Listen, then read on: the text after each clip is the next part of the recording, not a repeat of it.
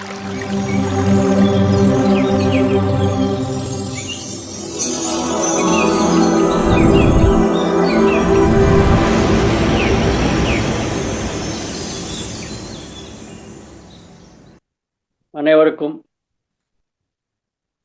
காலை ஆன்மீக வணக்கங்கள். மகாதார் பாபா டிவி நிகழ்ச்சி நடக்கிற குழு அத்தனை பேருக்கும் என்னுடைய மனமார்ந்த நன்றியை தெரிவிக்கிறேன். இன்னைக்கு என்னுடைய தியான அனுபவங்களை பகிர்ந்துக்கிறதுக்கு நான் உங்கள் முன்னாடி வந்திருக்கேன். சுருக்கமாக நான் என்னுடைய வாழ்க்கையில் நடந்த இந்த தியானத்தினால என்னுடைய வாழ்க்கையில் நடந்த ஒரு 3 அனுபவங்கள் நிறைய இருக்குது. ஆனால் 3 அனுபவங்கள் பகிர்ந்துக்க விரும்புகிறேன். அதுக்கு பிறகு கேள்வி பதில் இருக்கும். யாருக்காவது ஏதாவது கேள்விகள் இருந்தாக்க நீங்கள் கேட்கலாம். தியானத்தை பற்றியோ இல்லை தியானத்தை பற்றி எந்த விஷயத்துலையாவது கேட்கலாம். நான் எனக்கு தெரிஞ்ச அளவுக்கு நான் உங்களுக்கு விளக்கமாக கூறுறதுக்கு முயற்சி பண்ணுறேன். Okay masters. நான் 2001 வருஷத்தில் இந்த தியானத்துக்கு அறிமுகமாகிருக்கேன். இந்த தியானத்துக்கு அறிமுகமாகிறதுக்கு முன்னாடி அப்போ எனக்கு வயசு 40 வருஷங்கள். 40 வயசில் நான் வந்திருக்கேன் இந்த தியானத்துக்கு. Right, okay. நீங்கள் பார்த்தீங்கன்னாக்கா இப்போ சிறிய வயசுனா 10 வயசுலேருந்து நான் இந்த ஆன்மீக வழிபாட்டில் ஈடுபட்டிருக்கேன். எங்கள் முதியோர்கள் எல்லாம் அப்பா தாத்தா எல்லாம் கூட அந்த மாதிரி பண்ணியிருந்தாங்க. அதனால் பூஜை பண்ணுறது, ஸ்தோத்திரம், ஜபம், அப்புறம் ரதங்கள், இந்த மாதிரி நிறைய விஷயங்களில் நான் டெய்லி இது பண்ணுறது.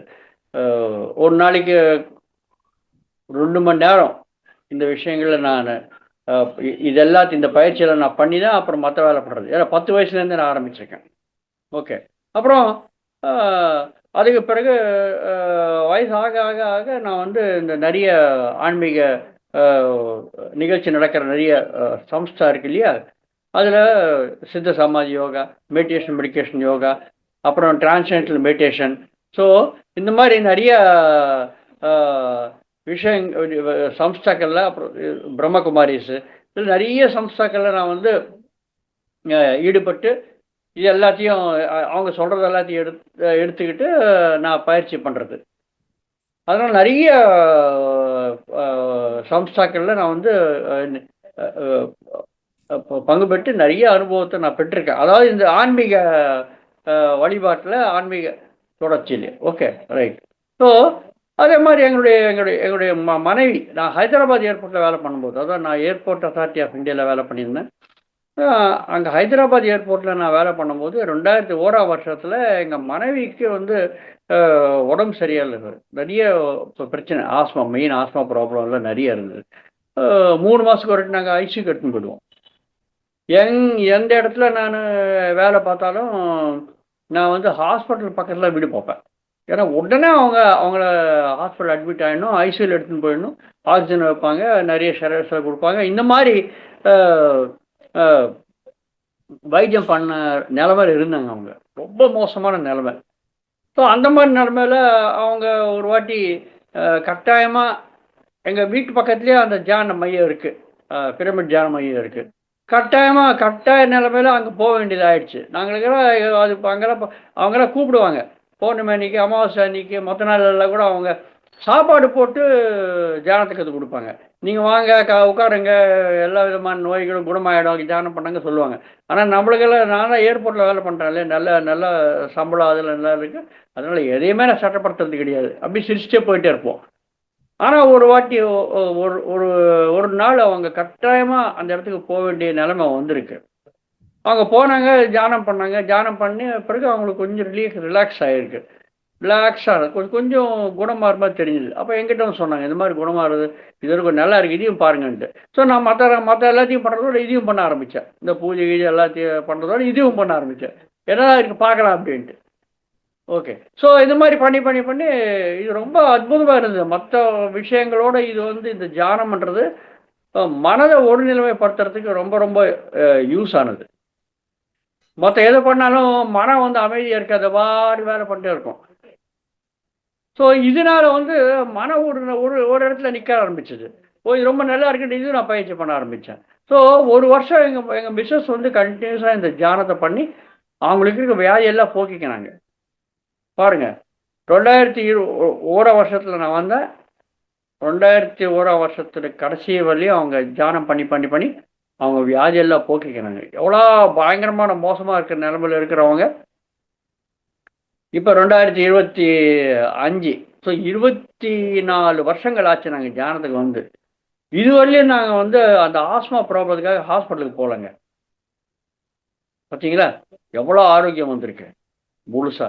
ஸோ இதை நான் பார்த்து இது ஏன் நம்ம மற்றவங்க சொல்லக்கூடாது அப்படின்ட்டு நான் எல்லாருக்கும் எந்தெந்த இடத்துல நான் ஏர்போர்ட்டில் வேலை பண்ணுறேனோ அந்தந்த இடத்துல நான் சொல்ல ஆரம்பித்தேன். ஓகே, ஸோ அது என்ன ஒரு பைசா செலவா, என்ன ஒரு பைசா செலவு கிடையாது. ஒரு பைசா செலவு இல்லை. நம்ம சமயத்தை நம்மளுக்காக ஒதுக்கி நம்ம பயிற்சி பண்ணால் போதும். எல்லாத்தையும் நான் கண்ணில் பார்க்குறேண்ணே, பார்த்துருக்கேண்ணே.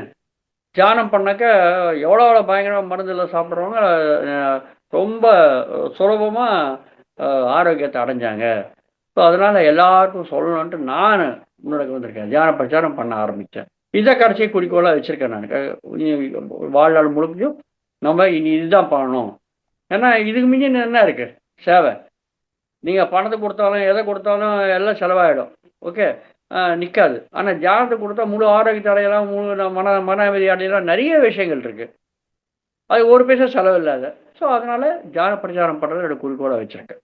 இதுதான் என்னுடைய ரொம்ப சுலபமான ஒரு என்னுடைய அறிமுகம். இப்போ எனக்கு என்னை பொறுத்தவரையிலையும் இந்த தியானத்தினால என்ன பலன் கிடைச்சிருக்கு, அனுபவம் கிடைச்சிருக்குனாக்கா, இந்த தொழிலில் எனக்கு நிறைய அனுபவங்கள் வந்திருக்குங்க. மெயினாக எங்கள் மிஸ்ஸஸுக்கு ஆரோக்கியபரமாக வந்திருக்கு. ஆனால் என்னை பொறுத்தவரையிலையும் என் தொழிலில் அனுபவங்கள் வந்திருக்கு. ஸோ மாஸ்டர்ஸ், அந்த தொழிலில் நடந்த சில அனுபவங்களை நான் சொல்கிறேன். ஒரு 3 அனுபவங்கள் பகிர்ந்துக்கிறேன். நிறைய கிடச்சிருக்கு. ஆனால் சமயம் இல்லாததுனால ஒரு 3 அனுபவங்கள், முக்கியமான அனுபவங்கள் நான் பகிர்ந்துக்கிறேன். ஓகே, நான் வந்து இந்த ஏர்போர்ட்டில் வேலை பண்ணிட்டு இருக்கும்போது சாதாரணமாகவே நான் வந்து ரொம்ப உழைப்பு, ரொம்ப அதிகமான உழைப்பு, கடினமான உழைப்பு நான் பண்ணுவேன் எந்த விஷயத்துலையாவது. ஸோ அதனால் என்ன கஷ்டம், எந்த வேலை பண்ணாலும் அது உடனே மற்றவங்க எல்லாருமே அதை கவனித்து ஓகே ரைட் ரொம்ப நல்ல வேலைக்காரன் அப்படின்ட்டு பேர் வந்திருக்கு. அதே மாதிரி நான் படித்தது வந்து இன்ஜினியரிங், எலக்ட்ரிக்கல் இன்ஜினியரிங் நான் படித்தேன். அதனால் எலக்ட்ரிக்கல் இன்ஜினியராக நான் ஏர்போர்ட்டில் வேலை பண்ணியிருக்கேன். ஓகே, ஸோ என்னுடைய வேலை திறமையை பார்த்து நிறைய ப்ரமோஷன்லாம் வந்திருக்கு. கடைசியில் என்னை வந்து ஒரு ஜெனரல் மேனேஜராக ப்ரமோட் பண்ணாங்க. கடைசியில் நான் சேரும்போது அசிஸ்டன்ட் எக்ஸிக்யூட்டிவ் இன்ஜினியராக சேர்ந்தேன். Assistant executive engineer. ஓகே, திறமை காட்ட வந்து அசிஸ்டன்ட் எக்ஸிக்யூட்டிவ் இன்ஜினியர் ஆகிட்டு, அப்புறம் சீனியர் எக்ஸிக்யூட்டிவ் இன்ஜினியர், அப்புறம் சீனியர் மேனேஜர், அப்புறம் அசிஸ்டன்ட் ஜெனரல் மேனேஜர், அப்புறம் டெப்டி ஜெனரல் மேனேஜர், அப்புறம் ஜாயின்ட் ஜெனரல் மேனேஜர், அப்புறம் வந்து ஜெனரல் மேனேஜர். இந்த மாதிரி ப்ரொமோஷன் கொடுத்துட்டு ராஞ்சி ஏர்போர்ட், ஜார்க்கண்ட் இருக்கு இல்லையா, ஜார்க்கண்ட் ராஞ்சி ஏர்போர்ட்டுக்கு எனக்கு போஸ்ட் பண்ணாங்க. ஓகே, அந்த இடத்துல இப்போ நான் எலக்ட்ரிக்கலாக நான் படிச்சிருந்தா கூட நான் அந்த ஏர்போர்ட்டில் எல்லாத்தையும் பார்க்க வேண்டியதாகிடுச்சு. சிவிலு, மெக்கானிக்கலு, அப்புறம் வந்து electronics, information technology, communication, horticulture, அதாவது இந்த சுற்றி தோட்டம்லாம் வளர்த்துவாங்க அந்த இது, ப்ளஸ் ஏர்போர்ட்டுக்கு உள்ளே இருக்கிற அந்த கமர்ஷியல், அதாவது வர்த்தக வியாபாரத்துக்கு சம்பந்தமான விஷயங்கள் இத்தனையுமே பார்க்க வேண்டிய ஒரு பொறுப்பு வந்திருக்கு. ஓகே ரைட்டு, அதாவது ஏர்போர்ட் ஃபவுண்டேஷன்லேருந்து, அஸ்திவாரத்துலேருந்து ஏர்போர்ட்டை ஹேண்ட் ஓவர் பண்ணுற வழி இருக்கிற எல்லா வேலைகளும் பண்ண வேண்டியது, அந்த மாதிரி பொறுப்பு வந்திருக்குங்க. படித்ததுமா எலக்ட்ரிக்கல், ஆனால் எல்லாத்தையும் பண்ண வேண்டியது. ஸோ நேச்சுரலாக எல்லாத்தையும் கற்றுக்கிட்டு ரொம்ப திறமையோடு நாங்கள் பண்ண ஆரம்பித்தோம். ரைட், ஸோ ஏன் சொல்கிறேன்னாக்கா, இது இந்த தியானத்தினால யோக கர்ம கௌசலம், கௌசலம்னாக்கா ரொம்ப திறமையோட நைபுண்யமோட நம்ம பண்ணுவோம். எந்த வேலை பண்ணுறதாலும் நைபுண்யமோட பண்ணுவோம். அதே மாதிரி எப்போ நம்ம தியானம் பண்ணுறோமோ யோகஸ்த குரு கர்மாணி, அந்த யோக நிலைமையில தான் நம்ம குரு பண்ணு கர்மாணி, எந்த வேலை பண்ணாலும் யோக நிலைமையில் பண்ணணும். யோகம் என்ன? இணைந்திருக்கிறது. எதோட இணைந்திருக்கிறது? நம்முடைய சிந்தனையோட, சொல்லோட, செயலோட. இந்த 3ஓட இணைந்திருக்கணுங்க. எப்போ நம்ம இந்த 3ஓட இணைந்திருந்து எந்த வேலை பண்ணுறோமோ அது ரொம்ப வெற்றிகரமாக முடியும், சரியாக முடியும், ரொம்ப நைபுண்ணியமாக முடியும், சீக்கிரமான சமயத்தில் முடியும். மற்றவங்களை கம்பேர் பண்ணாக்கா ரொம்ப சீக்கிரமாக பண்ணுவோம், ரொம்ப நைபுண்ணியமாக பண்ணுவோம், ரொம்ப கம்மியான சமயத்தில் நம்ம பண்ணுறதுக்கு வாய்ப்பு இருக்குது, ரொம்ப திறமையாக பண்ணுறதுக்கு வாய்ப்பு இருக்குது. எல்லாம் அந்த வேலை பண்ண பிறகு ரொம்ப அப்ரிஷியேட் பண்ணுவாங்க. ஸோ இந்த மாதிரி தியானத்தினால நம்மளுக்கு கர்ம பண்ணும்போது யோகியாக பண்ணுவோம், யோகியாக பண்ணுவோம். அதாவது சிந்தனை, சொல், செயல், அந்த அந்த அந்த வேலை மேலே தான் சிந்தனை இருக்கும். அந்த வேலையை பற்றி பேச வேண்டியதாக பேசுவோம், அந்த வேலையை பற்றி செயல்படுத்துவோம். மற்ற எல்லா விஷயங்களும் நம்ம ஒதுக்கி வச்சுட்டு அதே தான் குறிக்கோளாக வச்சுருப்போம். அதனால எல்லா வேலையும் திறமையாக முடிக்க முடியும். ஓகே, இந்த இந்த அதாவது மனதையும் நம்முடைய உடலையும் மனதையும் வாய்ப்பேச்சையும் எல்லாத்தையுமே ஒரே லைனில் வச்சு நம்ம வேலை பண்ணுறதுக்கு இந்த தியானம் பண்ணுறது உதவுங்க. யோகஸ்த குரு கர்மாணி, அதே மாதிரி யோகா கர்மசு கௌசலம், இது நம்மளுக்கு வரும். ஓகே, இது எப்படி என்னுடைய வாழ்க்கையில் தொழிலில் வந்ததுன்ட்டு அந்த உதாரணம் சொல்கிறேன். ஓகே, உங்களுக்கு தெரியும், இப்போ ஏர்போர்ட்னு ரொம்ப பெரிய பெரிய கட்டடமாக இருக்கும். அது கட்டுமான பணிகளுக்கு நான் இன்சார்ஜாக இருந்தேன், general manager project. Okay, right. So ஒரு வாட்டி என்ன ஆச்சுனாக்கா, அந்த ஏர்போர்ட்டுடைய ரூஃப், தளம் இருக்கு இல்லையா, அது வந்து மெட்டலில் கட்டுவாங்க, ஸ்பேஸ் ஃப்ரேம் அப்படின்னாங்க, அதை போல்ட் நெட்டை போட்டு கட்டுவாங்க. அது என்ன ஆச்சுன்னா சறுக்கிடுச்சு. கட்டும்போது அந்த ரூஃபே சறுக்கிடுச்சு, உடஞ்சி போய் விழுந்துருச்சு. இது ரொம்ப பயங்கரமான ஒரு விபத்து. யாருக்கும் எதுவும் நடக்கலை, ஆனால் கட்டும் போது உடஞ்சிடுச்சு. அப்போ எல்லாருமே, நான் தானே அதுக்கு இன்சார்ஜ், எல்லாமே திட்ட ஆரம்பிச்சிட்டாங்க. என்னையா நீ பண்ணுற, ஒரு சரியாக பண்ணல அப்படின்னு திட்ட ஆரம்பித்தேன். எல்லாம் ஏதாவது தவறு நினச்சேன்னா எல்லாம் திட்டுவாங்க இல்லையா. யாரும் நம்மளுக்கு எதுவும் உதவ மாட்டாங்க. திட்டுறது மட்டும் ரொம்ப ஃபஸ்ட்டில் வந்துடுவாங்க. ஸோ எல்லாம் சேர்மன் லெவலில் எல்லாமே திட்ட ஆரம்பிச்சிட்டாங்க. என்ன பண்ணுறாங்க மினிஸ்டர்லாம் திட்ட ஆரம்பிச்சிட்டாங்க. ஏன்னா அவங்களுக்கு வந்து ஏர்போர்ட்டை சீக்கிரம் முடிச்சோன்னாக்கா அவங்க அக்கௌண்ட்டில் ஒரு வேலை பண்ண மாதிரி தானே. ஒரு ஏர்போர்ட்டை அவங்க பண்ணாங்க அவங்களுடைய டைமில் அப்படின்ட்டு அவங்களுக்கு பேர் வரும். அதனால் இது ஒரு டிலே ஆகுது, திட்ட ஆரம்பிச்சாங்க. ஸோ அந்த சமயத்தில் பாருங்கள், நம்ம தியானம் பண்ணும்போது என்ன பண்ணணும் இதுக்கு அப்படின்ட்டு நம்ம தியானம் பண்ணும்போது உட்கார்ந்தோனாக்கா நம்மளுக்கா இன்னர் வாய்ஸ், அதாவது உள்குரல் கேட்க ஆரம்பிச்சு. என்னுடைய மேல் அதிகாரிகிட்டேருந்து கூட எனக்கு வந்து கொஞ்சம் சப்போர்ட், உதவி வந்து ஆரம்பிச்சு. இது ரெண்டுத்தையும் வச்சு நான் சென்னையில், நான் ஜார்க்கண்டில் இருக்கேன், ஜார்க்கண்டில் ராஞ்சி ஏர்போர்ட் இன்சார்ஜாக இருந்தேன். சென்னைக்கு வந்து சென்னையிலேருந்து ஒரு ஸ்பெஷலிஸ்ட் கன்சல்டன்ட், ஸ்ட்ரக்சரல் கன்சல்டன்ட்டு, அவங்கள அழைச்சின்னு போய் அவங்களுடைய அட்வைஸ் பிரகாரம் எல்லா ரிப்பேர் ஒர்க்கும் பண்ணாங்க. இது வந்து ரொம்ப ரொம்ப கஷ்டமான விஷயம். இது வந்து ரொம்ப ரொம்ப ரேராக நடக்கிற விஷயமா இது. இந்த மாதிரி நடக்காது. ஸோ அந்த ரிப்பேர் ஒர்க் பண்ண பிறகு, ரிப்பேர் பண்ணுறது மட்டும் கிடையாது, ரிப்பேர் ஒர்க் பண்ண பிறகு அதை டெஸ்ட் பண்ணணும். அதாவது திருப்பி இந்த மாதிரி எதாவது ஆச்சுனாக்கா தளம் வந்து சாஞ்சிடாது, இல்லாட்டி உடஞ்சிடாது அப்படின்னு டெஸ்ட் பண்ணி காட்டணும். இந்த டெஸ்ட் பண்ணுறது ரொம்ப ரொம்ப ரொம்ப கஷ்டமான விஷயங்க. இதுவரை யாரும் பண்ணலையாமங்க. கன்சல்டன்ட் நம்ம எழுதி கொடுத்தாரு இது மாதிரி பண்ணணும் அப்படின்ட்டு. ஆனால் அவர் சொன்னார், ராஜு இது பாருப்பா, இது வந்து ரொம்ப கஷ்டமான விஷயம், இது எப்படி பண்ணுவேன் என்னன்னு தெரியாது, ஆனால் பண்ணி ஆகணும், பண்ணால் தான் நீ பண்ண வேலை ஒழுங்காக இருக்குன்னு நான் ப்ரூவ் பண்ண முடியும் அப்படின்னு. ஆனால் அது எப்படி பண்ணுறது, திருப்பி தியானத்தில் தான் வந்திருக்கு. ஓகே, நீ இந்த மாதிரி செயல்படுத்து, இன்னர் வாய்ஸ், உள்குரல், தெரியல. ஸோ அந்த மாதிரி நான் செயல்படுத்தி முழு டெஸ்டிங்கு பண்ணியிருக்கேங்க. நான் பண்ண வேலை சரியாக இருக்குது, இனிமேல் இந்த மாதிரி விபத்து வரத்துக்கு வாய்ப்பே இருக்காது, என்ன நடந்தாலும் இயற்கை மூலயமா என்ன நடந்தாலும் பில்டிங் ஒன்று ஒன்றுமே ஆகாது அப்படின்ட்டு நான் டெஸ்ட் பண்ணி காட்டியிருக்கேன். டெஸ்ட் பண்ணி காட்டி அப்புறம் ஏர்போர்ட்டை வந்து வேலை எல்லாம் முடிச்சு இனாகிரேட் பண்ணியிருக்கேன். கன்சல்டன்ட் ஆச்சரியப்பட்டார், என்னையா இது இந்த மாதிரி நாங்கள் எழுதி தான் கொடுத்துருக்கோம், இதுவரை நாங்கள் பார்க்கவே இல்லைப்பா, நீ இவ்வளோ பெரிய ஏர்போர்ட்டுக்கு இந்த டெஸ்டிங் பண்ணியிருக்கேன்ட்டு. பார்த்தீங்களா? ஸோ இதெல்லாம் எப்படி நடந்திருக்கு? இதெல்லாம் தியானத்தினால நம்மளுக்கு வந்த இன்னர் வாய்ஸு, அந்த அறிவினால நம்ம இதை பண்ணியிருக்கோங்க. அந்த கான்ட்ராக்டர் ஒழுங்காக வேலை பண்ணல, கண்ணாமண்ணாண்டு வேலை பண்ணிட்டு அந்த மாதிரி அவனால் தான் இந்த மாதிரி ஆச்சு ஆக்சுவலாக. ஓகே, ஆனாலும் இதை எப்படி ரெக்டிஃபை பண்ணுறது, எப்படி சரி பண்ணுறது? ஒரு தியானம் அந்த மாதிரி உதவு இருக்குது. ஸோ எப்போ இந்த மாதிரி எல்லாத்தையும் பண்ணி முழு ஏர்போர்ட்டை நான் திருப்பி ஹேண்ட் ஓவர் பண்ணிட்டேனோ, ஃபுல்லாக ஆப்ரேஷன்ஸ் எல்லாம் ஏர்க்ராஃப்ட் வரது போகிறது எல்லாத்தையுமே சேர்த்து நான் ஹேண்ட் ஓவர் பண்ணேன். எனக்கு வந்து பெஸ்ட் இன்ஜினியர் அவார்டு கிடச்சிருக்கு. பார்த்தீங்களா? எல்லாருமே திட்டினாங்க பயங்கரமாக, ஆனால் கூட எனக்கு பெஸ்ட் இன்ஜினியர் அவார்டு.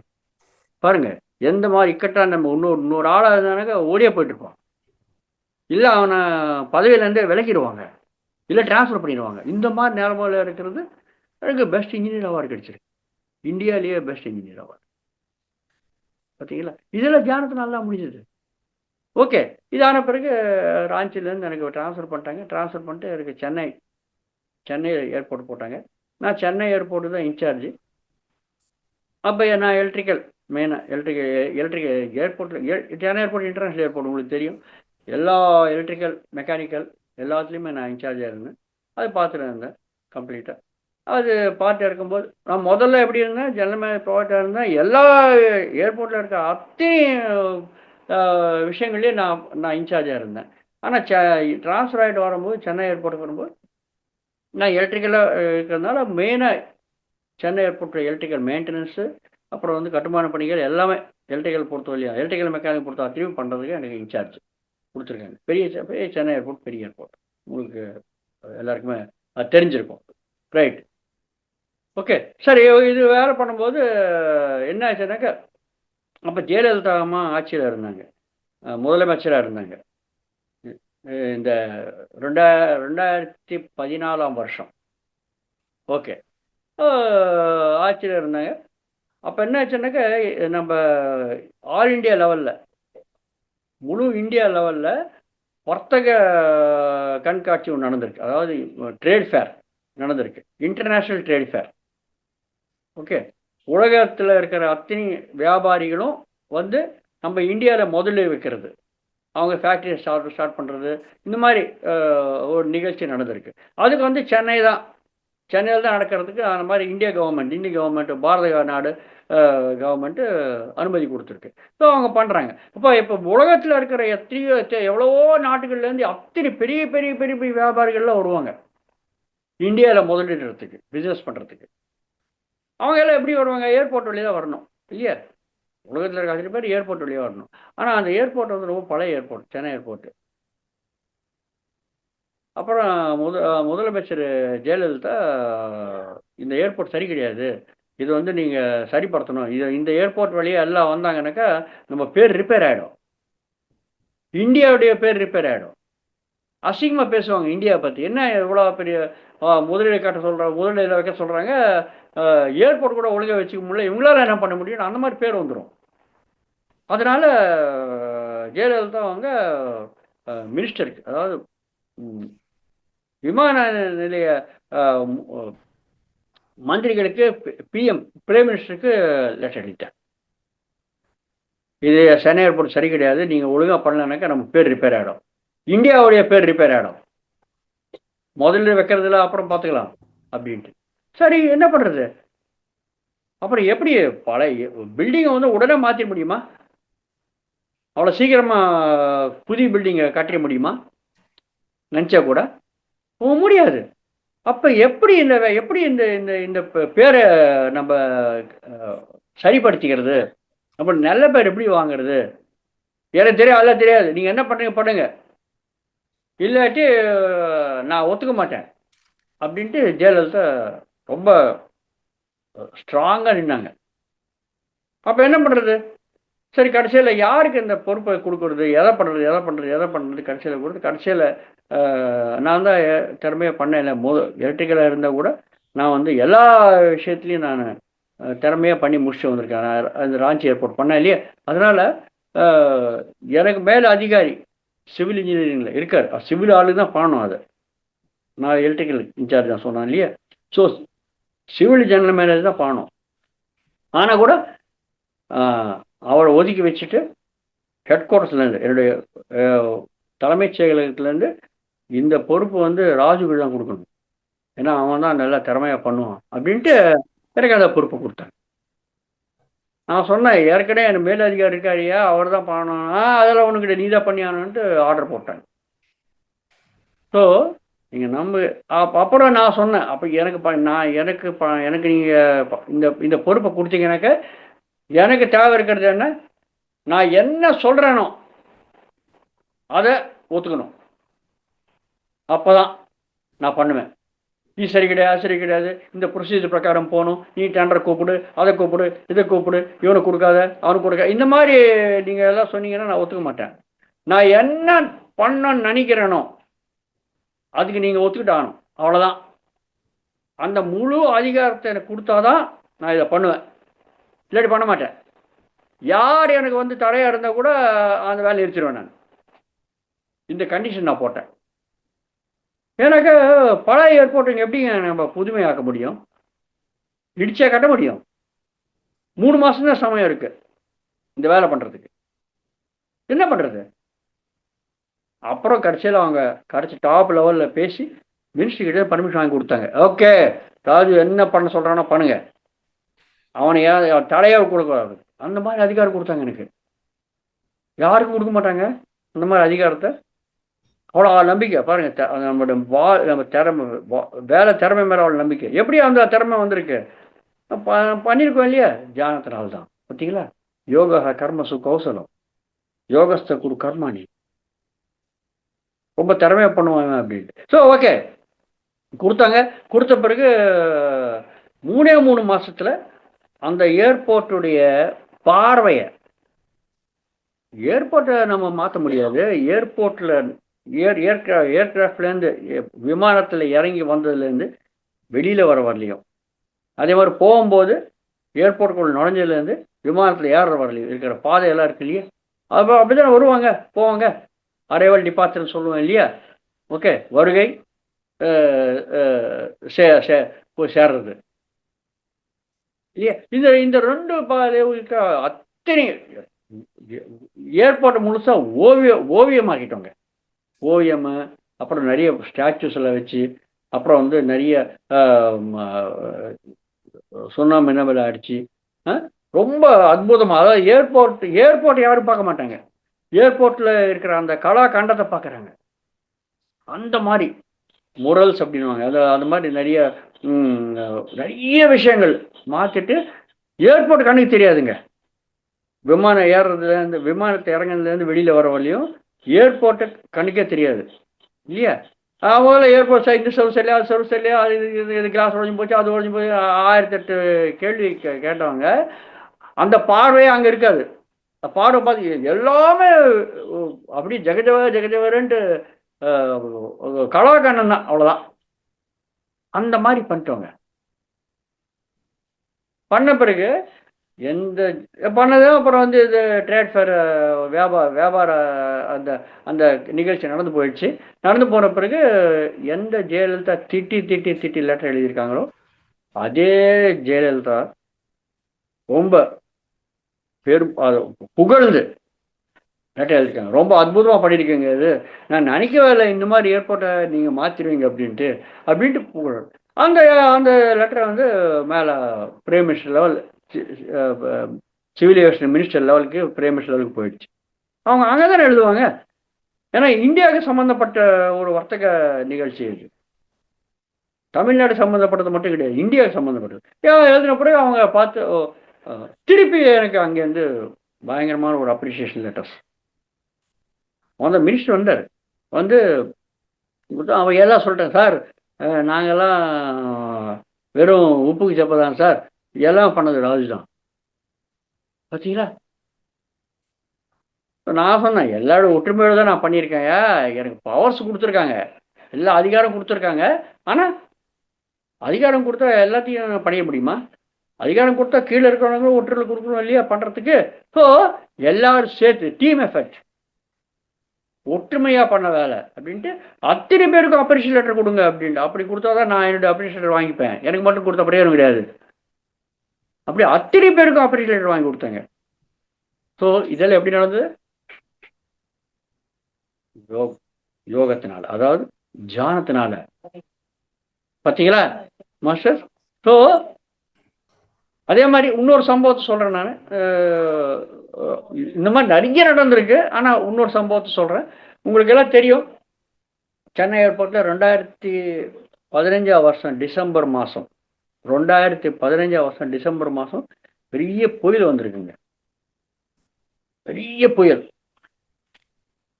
ஓகே, அந்த புயல்னால என்ன ஆச்சுன்னா, ஏர்போர்ட் ரன்வே ஊடு பாதை இருக்கு இல்லையா, அதெல்லாம் மூழ்கி போயிடுச்சு.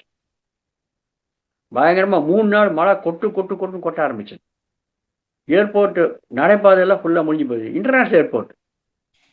விமானம்லாம் மெதுக்க ஆரம்பிச்சிது. அப்படியே போட்டு போகிற மாதிரி மெதுக்க ஆரம்பிச்சு. அப்படியே போய் அந்த ஏர்போர்ட்டுடைய செவரு இருக்கிற காம்பவுண்ட் வால் அது வரையும் போயிடுச்சுங்க. விமானம்லாம் மகிழ்ந்துட்டு. ஸோ எல்லாத்தையுமே நம்ம ஆஃப் பண்ண வேண்டியதாகிடுச்சு. நான் தான் எலக்ட்ரிக்கல் இன்ஜினியர் சொன்னேன் இல்லையா, எல்லாத்தையுமே ஆஃப் பண்ண வேண்டியதாச்சு. ஏன்னா மின்சாரம் இருந்தாலும் என்ன ஆகும், அப்போ எத்தனை பேர் செத்துருவாங்க. ஸோ அத்தனையுமே. அதுவும் இல்லாத நம்ம எல்லா சப்ஸ்டேஷன், அதாவது நம்ம மின்சார இந்த ஜென்ரேட்டர்ஸு, அந்த டிரான்ஸ்ஃபார்மர்ஸு, அப்புறம் அந்த சுவிட்ச் கியர், அதாவது இப்போ சர்க்யூட் பிரேக்கர்ஸு இதெல்லாம் இருக்குல்ல, சுவிட்சஸ் எல்லாம் இருக்குது. அதெல்லாம் பார்த்தா நீங்கள் பேஸ்மெண்ட்டில் இருக்குது. அப்போ வெளியில் பயங்கரமாக கொட்டுறது. பேஸ்மெண்ட்டுனாக்க கிட்டத்தட்ட ஒரு 10 அடி கீழே, அதாவது இந்த விமானங்களை நிறுத்துவோம் இல்லையா, அந்த நிலமையிலேருந்து ரன்வே இருக்கிற நிலமையில தளத்துலேருந்து 10 அடி கீழே இருக்குது. எல்லாமே பயங்கரமாக கொட்டுறது. ரன்வே முடிச்சு 3 நாள். எவ்வளோ பயங்கரமான ஒரு நிலைமை. ஸோ அப்போ என்ன பண்ணுறது? வீட்டுக்கு போக முடியாது. அப்படியே உட்காந்து என்ன பண்ணுறது? தியானம். சரியா? தியானம் பண்ணுறதுனால என்ன பண்ணுறதுன்றது நம்மளுக்கு உடனே புத்தி கெட்டுங்க. புத்தி தானே முடிவு பண்ணுறது என்ன பண்ணணும் ஏது பண்ணான்ட்டு. ஸோ உடனே புத்தியில் உடனே வந்துருக்கு. ஓகே ரைட், நீங்கள் இந்த இடத்துக்கு போயிட்டு அந்த பெரிய பம்ப்ஸ், இப்போ 100 ஹெச்பி 100 ஹெச்பி 150 ஹெச்பி பம்ப்ஸ், அந்த மாதிரி பம்ப்ஸ் எல்லாம் எடுத்துன்னு வந்து நீ பேஸ்மெண்ட்டில் வச்சு பம்ப் பண்ண ஆரம்பிக்கும் அப்படின்ட்டு உடனே அடிச்சு பிடிச்சி ஓடி அந்த மாதிரி பம்ப்ஸ் எல்லாம் எடுத்துன்னு வந்து எல்லாம் இருக்கிற மழை கொட்டுறது திருப்பி பம்ப் பண்ணிட்டே இருக்கும். அந்த லெவல் அதிகமாக பார்த்துட்டே இருந்தோம். எவ்வளோ பயங்கரமான ஒரு இக்கட்டான நிலைமை அது. ஏர்போர்ட் மூழ்கி போச்சுன்னா என்ன ஆகிடும்? ரன்வே மூழ்கி போயிடுச்சு. ஆனால் பேஸ்மெண்ட்டுக்குள்ளே தண்ணி பயங்கரமாக பம்ப் பண்ணி நாங்கள் ரொம்ப ஜாகிரதையாக பேஸ்மெண்ட்டில் இருக்கிற அத்தனை எலக்ட்ரிக்கல் பொருட்களையும் நனைஞ்சிடாத ஜாகிரதையாக பார்த்துக்கணுங்க. அந்த எப்படி தட்டுந்தது, எப்படி பண்ணோன்ட்டு இன்னொருத்தர் இருந்தானக்கா ஒன்றுமே பண்ண முடியாது. அப்படி இயற்கைக்கு நம்ம எதிர்க்க போக முடியுமா? ஒன்றும் பண்ண முடியாது. அப்படியே வாய் முடுக்க வேண்டியதான். ஆனால் இந்த மாதிரி பண்ணிட்டு நம்மளுக்கு நம்ம தியானம் பண்ணுறதுனால நம்மளுக்கு இந்த மாதிரி வருது. பார்த்தீங்களா? ஸோ இது மாதிரி பண்ணி ரொம்ப திறமையாக பண்ணியாச்சு. கடைசியில் காலங்காத்தால் ஒரு 4 மணிக்கு மழை நின்றுது. ஏர்போர்ட்டில் இருக்கிற பெரிய விமானங்கள்லாம் அப்படியே படகாட்டம் மேய்ஞ்சு சைடில் போய் நிற்க ஆரம்பிச்சு, காம்பவுண்டில் போய் இடித்து நிற்க ஆரம்பிச்சிச்சு. இந்த மாதிரி நிலமையில் இருந்தது. 4 மணிக்கு கம்மியாச்சு. 4 மணிக்கு கம்மியாச்சுனாக்கா சாயங்காலம் 6 மணிக்குள்ள எல்லா இன்ஸ்ட்ருமெண்ட்ஸும், எல்லா டிரான்ஸ்ஃபார்மர்ஸ், ஜென்ரேட்டர் அத்தனையுமே இல்லையா, அத்தனையுமே நல்லா பயங்கரமாக அதை காய வச்சு, ஏன்னா ஈரப்ப பஞ்செல்லாம் அதில் இருக்கும். ஏன்னா முழுசாக மழை இல்லையா, எல்லாத்தையும் பயங்கரமாக காய வச்சு ஒரு இன்ஸ்ட்ருமெண்ட் கூட ஒரு டிரான்ஸ்ஃபார்மர், ஒரு ஜென்ரேட்டர் எதுவுமே பாழாகாத. அப்புறம் ரன்வே லைட்ஸ், அதாவது விமானம் நைட்டில் இறங்கணும்னாக்க எப்படி இறங்கும், ரன்வேக்கு 2 சைட்லேயும் லைட் இருக்கும் இல்லையா, அந்த லைட்டுக்கு நடுவில் தான் கரெக்டாக இறங்கும். ஏர்போர்ட் ரன்வே மூழ்கி போயிடுச்சு. அதை மூழ்கி போனால் கூட அந்த ரன்வே லைட்ஸ் எத்தனையுமே ஆன் பண்ணிட்டு சாயங்காலம் 6 மணிக்கு, அதாவது காலையில் 4 மணிக்கு மழை நின்றுது. அன்னைக்கு சாயங்காலம் 6 மணிக்குள்ள அத்தனை எலக்ட்ரிக்கல் இன்ஸ்ட்ருமெண்ட் போட்டு எல்லா ஏர்போர்ட்டும் சரி பண்ணி எடுத்து வந்துட்டோங்க. பார்த்தீங்களா, எந்த விதமான மேஜர் ரிப்பேர் இல்லாத. ஸோ இது வந்து வேர்ல்டு ரெக்கார்டு, அதாவது உலகத்துல இந்த மாதிரி நடக்கலையா. இப்போ முழுன பிறகு அவ்வளோ சீக்கிரமா ஒரு 12 மணி நேரத்தில் நாளைக்கு நின்னது 6 மணிக்கு எடுத்து வந்துட்டோம் பாருங்க. 14 மணி நேரத்தில் ஏர்போர்ட்டை கமிஷன் பண்ணிட்டோம் திருப்பி. அவ்வளோ இன்டர்நேஷனல் ஏர்போர்ட்டு. ஸோ இது எவ்வளோ பயங்கரமான ஒரு சாதனை இது. இது ரொம்ப உலகத்துல இந்த மாதிரி நடக்கலையா. மொழி போன ஏர்போர்ட்டை எவ்வளோ சீக்கிரம் பண்ணுறது. நாங்கள் பண்ணியாச்சு எல்லாத்தையுமே. நாங்கள் பண்ணுறது ஏர்போர்ட்டை பொறுத்தவரையும் எல்லாத்தையும் நான் பண்ணிட்டோம். பண்ண பிறகு விமானங்களை ஓட்டுறது விமானம் ஓட்டுறவங்களுடைய ஒரு. ஸோ அப்போ உடனே நிறைய போர் விமானங்கள் இதெல்லாம் கூட சாயங்காலம் 6 மணிக்கு பிறகு இறங்கி யார் யார் எங்கெங்கே ஏர்போர்ட்டில் சிக்கிட்டு இருக்காங்க அத்தனை பேரையுமே நிவாரண பணிகள் பண்ண ஆரம்பித்தாங்க. ஸோ இது வந்து பயங்கரமான சாதனை. இது அது யார் பண்ணுறது? திருப்பி நான் தான் அதுக்கு பொறுப்பு. அந்த மாதிரி ஓகே. ஸோ இது எப்போ இது மாதிரி பண்ணியிருக்கோமோ திருப்பி நம்மளுடைய பேர் எங்கள் மேலே போயிருக்கு ஃபுல்லாக. சார் இந்த மாதிரி பண்ணியிருக்காங்க சென்னை ஏர்போர்ட்டுக்கு அத்தனை பேரும். மினிஸ்டரே வந்துட்டார் சென்னை ஏர்போர்ட்டுக்கு பாராட்டுறதுக்கு. அவர் எனக்கு என்ன மேல் அதிகாரி ஏர்போர்ட் டைரக்டர் பாராட்டினாங்க. ஏர்போர்ட் டைரக்டர் சொல்லிட்டார், நான் எதுவும் பண்ணலைங்க, எல்லாத்தையும் பண்ண ராஜு தான் அப்படின்ட்டு பாருங்க. ஸோ ஏர்போர்ட் இப்போ மினிஸ்டர் இப்போ அமைச்சர் வந்து எனக்கு கை கொடுத்து அப்ரிஷியேஷன் லெட்டர் கொடுத்து எவ்வளோ அற்புதமாக பண்ணிக்கோங்க அப்படின்ட்டு பாருங்க. ஸோ இதெல்லாம் எப்படி நடந்தது? தியானத்தினால்தான். பார்த்தீங்களா மாஸ்டர்ஸ்? ஓகே. ஸோ இதனால என்ன ஆச்சு? இந்த மாதிரி திறமையாக நம்ம வேலை பண்ண முடிஞ்சது தியானத்தினால்தான். தியானத்தில் ஒரு லாபம் சொல்லியிருக்கோம் இல்லையா. தியானத்தில் ஒரு லாபத்தில் இது ஒன்று. ஓகே. ரொம்ப திறமையாக நம்ம வேலை பண்ணுவோம், நைபுண்ணியமாக வேலை பண்ணுவோம். ஓகே. மற்றவங்களுக்கு கம்பேர் பண்ணும்போது ரொம்ப சீக்கிரமாக வேலை பண்ணிடுவோம்.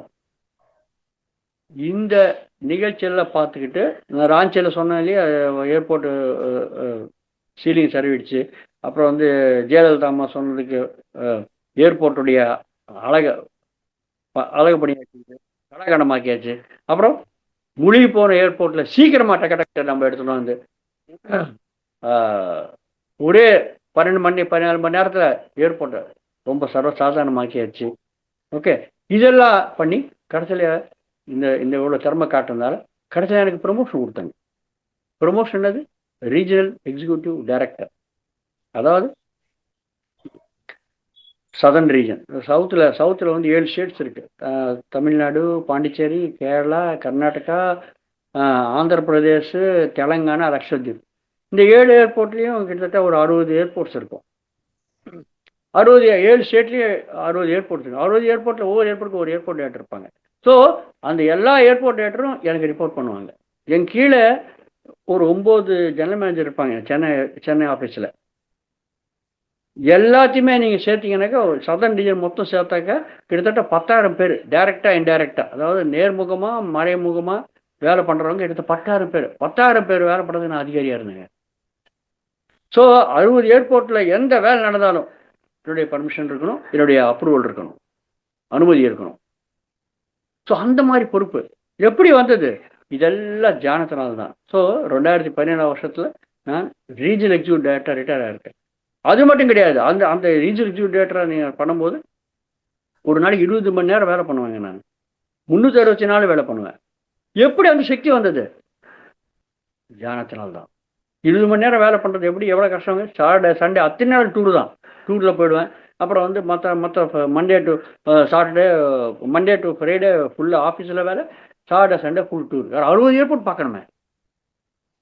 ஸோ அந்த மாதிரி ஒரு நாளைக்கு 20 மணி நேரம் 365 நாள் வேலை பண்ணி ரொம்ப திறமையாக நம்ம பண்ணுறதுக்கு அப்போ எவ்வளோ சக்தி தேவை? அந்த சக்தி எப்படி வந்தது? தியானத்தினால சக்தி வரும் பாருங்க. புத்தி நல்லபடியாக வேலை செய்யும், சக்தி முழுசாக வரும். ஸோ இதெல்லாம் தியானத்தினால வர அனுபவங்கள் தான், தியானத்தினால வர நன்மைகள் தான்.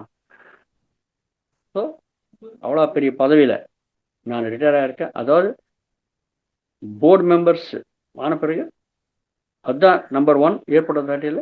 நம்பர் 2 இரண்டாவது நிலைமையில் இருக்கிறது தான் எக்ஸிக்யூட்டிவ் டைரக்டர், எக்ஸிக்யூட்டிவ் டைரக்டர். அந்த நிலைமையில் நான் retire ஆகியிருக்கேன்.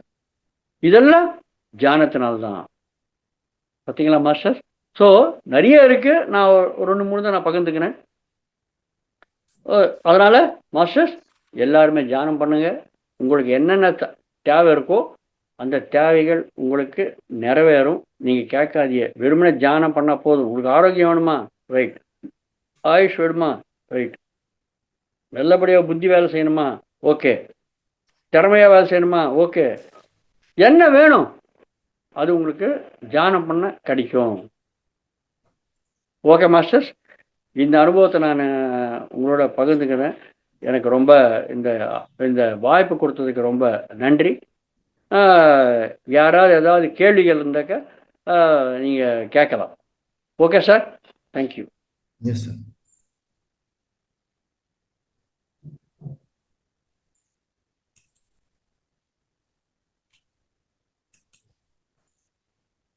பாடலையாப்பா sir? Yes sir, yes sir. நண்பர்களே, ஐயா அவர்கள் தங்களுடைய அனுபவங்களை மிக அருமையாக சொன்னார். மோரோவர் நான் ஒரு சிவில் இன்ஜினியராக பணியாற்றியதோடு அதை நான் மிகவும் ரசித்து கேட்டேன். அனைத்து குறிப்புகளையும் எடுத்துக்கொண்டேன். Super sir, your experience is really super. நான் இன்னும் அதை பற்றி டீப்பாக பேசலாம். இருந்தாலும் நேரத்தின் அருமை கருதி இப்பொழுது கேள்வி பதில் நிகழ்ச்சிக்கு செல்வோம். யாராவதுக்கு சந்தேகம் இருந்தால் நீங்கள் ஒவ்வொருத்தராக உங்கள் கைகளை எழுப்பலாம். நாங்கள் அன்மியூட் செய்வோம். ஐயாவுடன் நீங்கள் உங்கள் கேள்விகளை பகிர்ந்து கொள்ளலாம். ஐயா அவர்களுக்கு ஐயா உங்களுக்கு ரிப்ளை செய்வார். நீங்கள் கேள்விகளை கேட்பதற்கு முன் உங்கள் பெயர் மற்றும் நீங்கள் எந்த ஊரிலிருந்து வருகிறீர்கள் என்று சொல்லி கேட்கவும். திருமதி குமாரி அம்மா அவர்கள் கையை தூக்கினார்கள். அம்மா, நீங்கள் பேசலாம் அம்மா. நமஸ்தே சார். ராஜு சார் வணக்கமுங்க. ராஜு சார் கேக்குறதா? ராஜு சார் கேக்குறதா சார் நான் பேசுறது?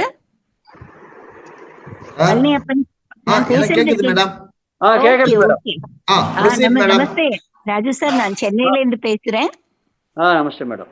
நமஸ்தே சார். அற்புதமாக உங்க எக்ஸ்பீரியன்ஸ் எல்லாமே ரொம்ப தடவை கேட்டிருக்கேன். ஆனா இன்னைக்கு இன்னும் கேட்கும்போது ரொம்ப சந்தோஷமா இருக்கு. உங்களை நாங்க எல்லாருமே உங்களோட சேர்ந்து எத்தனையோ ஒர்க் ஷாப்ஸ் பண்ணிருக்கோம் சென்னையில, நீங்களும் நானும் இருக்கிறதுனால.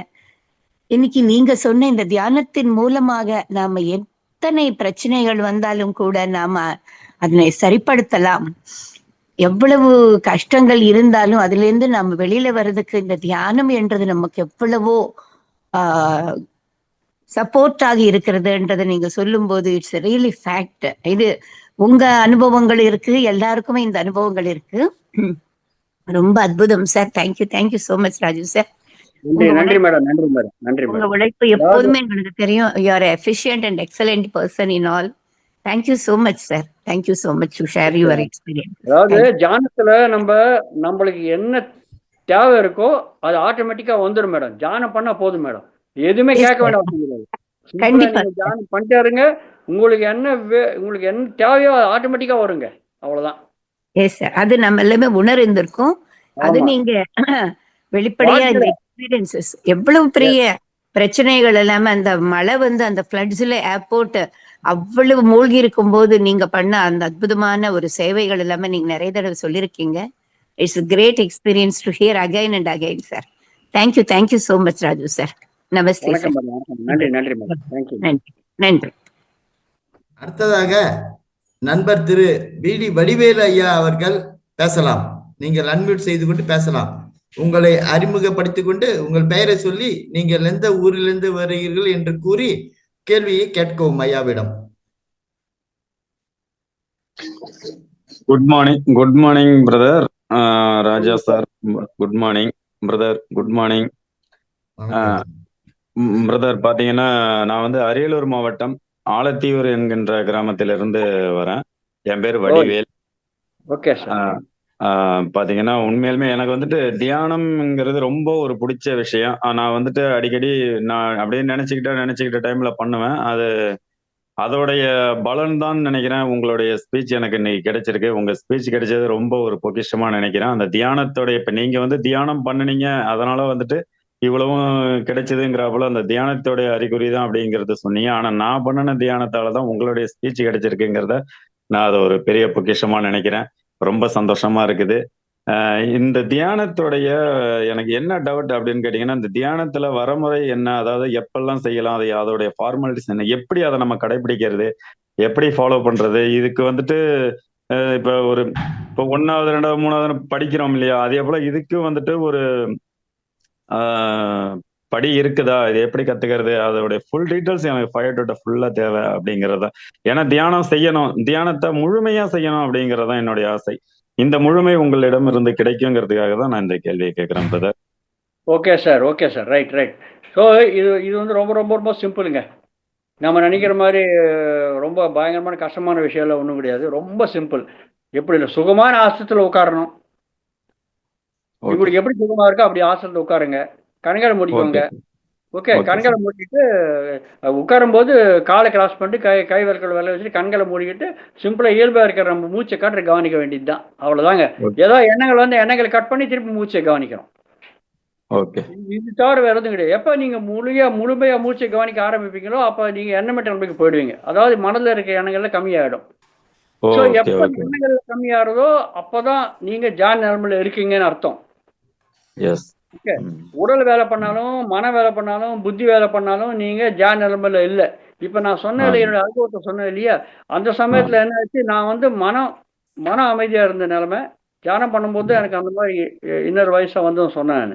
ஸோ அப்ப என்ன ஆச்சு, உடலோட வேலை பண்ணல, மனதோட வேலை பண்ணல, மனதையும் அமைதிப்படுத்தியாச்சு, மூச்சு மேல கவனத்தை வச்சு, அப்புறம் புத்தியும் அமைதிப்படுத்தியாச்சு, மூச்சு மேல கவனம் வச்சு. அப்ப நீங்க எந்த நிலைமையில இருக்கீங்க, அப்ப நீங்க விஸ்வத்தோட இருக்கீங்க. விஸ்வத்தோட இருக்கும்போது விஸ்வத்திலிருந்து வரும் நம்மளுக்கு அந்த செய்திகள் எல்லாமே இன்னர் வாய்ஸா வருது, என்ன பண்ணணும் அப்படின்றது. நீங்க மனதோட இருந்தீங்கன்னாக்கா உலகத்தோட இருப்பீங்க, ஏதோ வேலை பண்ணிட்டு இருப்பீங்க. விஸ்வத்தோட சரியான திசையை காட்டும். அந்த மாதிரி நம்மளுக்கு இன்னர் வாய்ஸ் வர ஆரம்பிச்சிடும், இல்ல காட்சிகள் தெரிய ஆரம்பிச்சிடும், இல்ல நம்மளுக்கு தெரிஞ்ச எத்தனை யார் பேர்கிட்ட இருந்தோ நம்மளுக்கு தெரியாத ஒரு உதவி வர ஆரம்பிச்சிடும். ஸோ இந்த மாதிரிதான் நம்மளுக்கு நடக்குங்க. ஆனா இது இது இது விரும்பக்கூடாது. நம்ம விரும்பாத செய்யணும். எதையுமே விரும்பாத சிம்பிளா தியானம் பண்ணீங்கன்னா ஆட்டோமேட்டிக்கா உங்களுக்கு என்ன வேணுமோ அது வர ஆரம்பிச்சிடும். உங்களுக்கு என்ன தகுதி இருக்கோ என்ன தேவையோ அது வர ஆரம்பிச்சிடும். ஸோ இது எப்போ வேணாலும் பண்ணலாங்க. எப்போ உங்களுக்கு சமயம் இருக்கோ அப்போ பண்ணலாங்க. நான் 20 மணி நேரம் நான் வேலை பண்றேன்னு சொன்னேன் இல்லையா, அந்த 20 மணி நேரம் வேலை போக 2 மணி நேரம் தியானம் பண்ணுவாங்க. ஸோ 22 மணி நேரம் நான் முடிச்சுட்டு இருப்பேன். 2 மணி நேரம் தான் தூங்குறது பாருங்க. ஸோ அந்த மாதிரி சக்தி எப்படி வந்தது? தியானத்தினால. தியானத்தினால இவ்வளவு நன்மைகள் இருக்கு. இது எப்ப வேணாலும் பண்ணலாம், எந்த சமயத்துல வேணாலும் பண்ணலாம். குளிச்சுதான் பண்ணணும், இல்லாட்டி இப்போ பலவெளிக்கு தான் பண்ணணும் அப்படி கிடையாது. ஏன்னா இது உடலுக்கு சம்பந்தப்பட்டது கிடையாது, மனது சம்பந்தப்பட்டது கிடையாது, எல்லாம் அப்பாற்பட்டு போறோம் நம்ம. அதனால பல் விளக்கணும் அது வரைக்கும் அந்த மாதிரிலாம் இருக்கு. ஓகே, ஸோ நீங்க எல்லாத்தையும் மிஞ்சி போறீங்க. அதனால தியானம் பண்றது எப்ப வேணாலும் பண்ணலாம், எந்த சமயத்துல பண்ணலாம், எப்ப உங்களுக்கு சமயம் இருக்கோ பண்ணுங்க. குறைஞ்சபட்சம் நம்முடைய வயசோட இருக்கா 10 நிமிடங்கள் நீங்க உட்கார்ந்து பண்ணாதான் அந்த பலன் வரத்துக்கு வாய்ப்பு இருக்கு. முழுமையா மூச்சு மேல கவனத்தை வைக்கணும், சரியான முறையில மூச்சு மேல கவனத்தை வைக்கணும். இது எப்படி வைக்கிறது என்னன்ட்டு நம்மளுக்கு திருப்பி வாய்ப்பு கிடைச்சா அப்படின்னு நம்ம தெரிஞ்சுக்கலாம். ஓகே, ஆனா சரியான தியானம் பண்றது, சரியான மூச்சு மேல் கவனம் வைக்கிற முறையை தெரிஞ்சுக்கனாக்க நம்மளுக்கு எண்ணங்கள் கம்மியாயிடும். எண்ணங்கள் எண்ணமற்ற நிலைமையில நீங்க இருந்தாதான் நீங்க ஜான் நிலைமையில இருக்கீங்க. ஜான் நிலைமையில நீங்க இருந்தாதான் அதனுடைய நன்மைகள் நீங்க பெறதுக்கு வாய்ப்பு இருக்கு. ஜான் நிலைமையில நீங்க நீங்க மன வேலை பண்ணிட்டு இருந்தாக்க நீங்க ஜான் நிலைமையில போக முடியாது, நன்மை அடைய முடியாது, உலகத்தோட இருப்பீங்க. ஆனா மனதை அமைதிப்படுத்துறதுக்கு ஒரே ஒரு சுலபமான வழி மூச்சு மேல கவனம் மட்டும்தான். இது மூச்சு மேல மட்டும்தான் ஏன் கவனம் வைக்கணும், மற்ற மேல கவனம் வச்சா என்ன ஆகும்? என்ன ஆகுனா மன வேலை பண்ணும், இல்ல உடல் வேலை பண்ணும், இல்ல புத்தி வேலை பண்ணும். So yeah. இதெல்லாம் நம்ம வாய்ப்பு கிடைக்கும் போது தெரிஞ்சுக்கலாம். ஏன்னா இப்ப சமயம் நம்மளுக்கு கொடுத்த சமயம் வந்து ரொம்ப ரொம்ப ரொம்ப கம்மியான சமயம். அந்த கம்மியான சமயத்துல எல்லாத்தையும் சொல்ல முடியாது. எப்படி Yes. ஆரோக்கியம் வரும்? இப்ப நான் வந்து முந்தா நேத்து நான் சொன்னேன் தியானத்தினால பலன்கள். ஓகே. எந்தெந்த பலன் எப்படி வரும் தியானத்தினால பண்ணாக்க என்ற விஷயத்த நம்ம ஒவ்வொரு விஷயத்துக்கும் ஒரு 1.5 மணி நேரம் குறைஞ்சி ஆகும். Yes, yes, yes. So okay. So அதனால இப்ப கொடுத்த சமயத்துல இதெல்லாம் வரும்னு தான் சொல்ல முடியும் தவிர தலைப்பு தான் சொல்ல முடியும் தவிர எப்படி வரும்ன்ற சொல்றதுக்கு இந்த சமயம் பத்தாது. ஆனா வரும். Yes. வரும்னு சொல்றதுக்கு என்னுடைய உதாரணம் தான். நான் சொன்னேன் இல்லையா, என்னுடைய எக்ஸ்பீரியன்ஸ் நான் சொன்னேன் இல்லையா. இப்ப புத்தி நல்லபடியா வேலை செய்யும். புத்தி நல்லபடியா வேலை செய்யணும்னா எனக்கு சரியா என்ன பண்ணணும்னு தோன்றது இல்லையா. புத்தினா நான் சொல்றது உலக புத்தி கிடையாதுங்க. உலகத்து சம்பந்தப்பட்ட சமாச்சார புத்தி கிடையாது. ஆன்மீகத்துல அந்த புத்தி தான் வரும். அதுதான் சரியான திசையை காட்டும் நம்மளுக்கு. Okay okay okay okay thank you brother. அந்த மாதிரி நம்மளுக்கு வரும். அது எப்படி வரும் அப்படின்னாக்கா அது சொல்றதுக்கு கிட்டத்தட்ட 1 மணி நேரம் ஆகும். கண்டிப்பா கண்டிப்பா கண்டிப்பா. ஆனா வரும், கட்டாயம் வரும். அது எல்லாம் வருதுன்னு சொல்றது அதனால தான் எக்ஸ்பீரியன்ஸ் ஷேர் பண்ணிக்கிறோம். அதாவது நான் என்னுடைய வாழ்க்கையில இருக்கிற உதாரணம் சொன்னேன் இல்லையா, தொழில இருக்கிற உதாரணம் சொல்றேன். அப்புறம் என்னுடைய அனாரோக்கியத்தை உதாரணம் சொன்னேன்.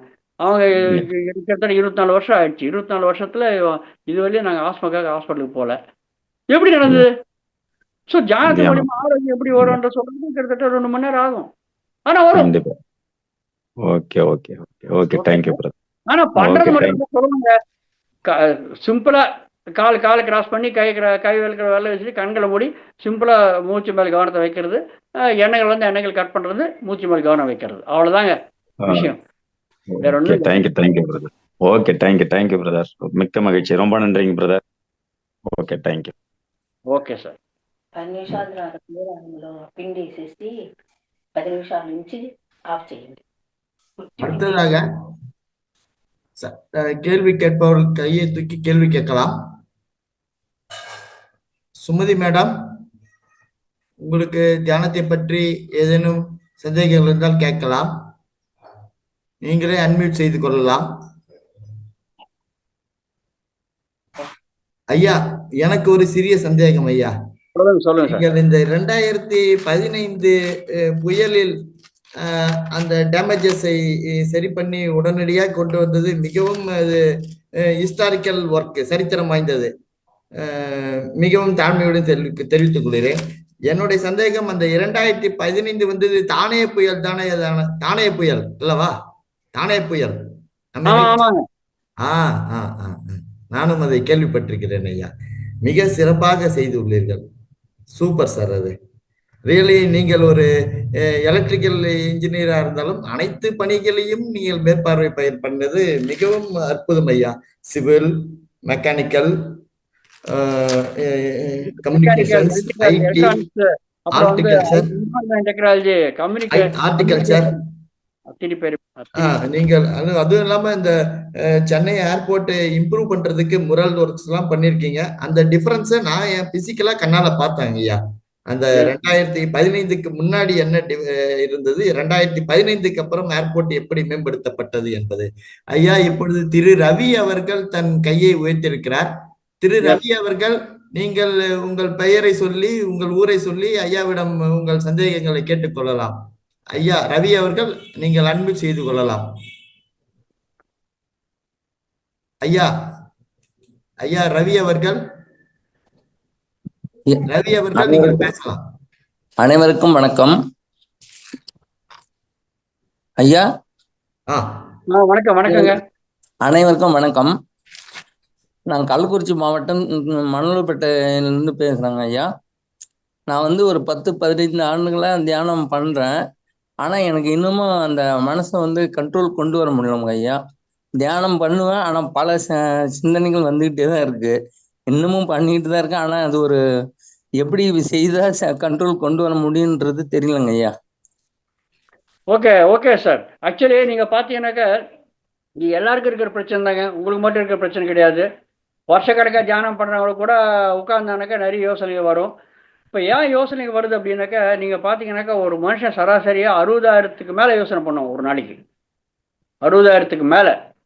60,000க்கு மேல யோசனை பண்ணாக்கா ஒரு யோசனை வந்ததுன்னாக்கா அதை காரியமா மாறிடுச்சுன்னா அந்த யோசனைக்கு அர்த்தம் இருக்கு. சப்போஸ் காரியமாக மாறலைனாக்கா அந்த யோசனை வந்து வேஸ்ட் தானே. ஸோ அந்த மாதிரி 60,000க்கு மேலே 60,100 யோசனை பண்ணுறோன்னு வச்சுக்கலாம். ஸோ 100 யோசனை காரியமாக மாறுது. மிச்சம் இருக்கிற 60,000 யோசனை என்னாச்சு? அதெல்லாம் வேஸ்ட்டாக வந்திருக்கு, வீணாக வந்திருக்கு இல்லையா? ஸோ அந்த ஒரு வாட்டி யோசனை வெளியில் வந்தது அது நம்ம தலைமையில் சுற்றிட்டே இருக்கும்.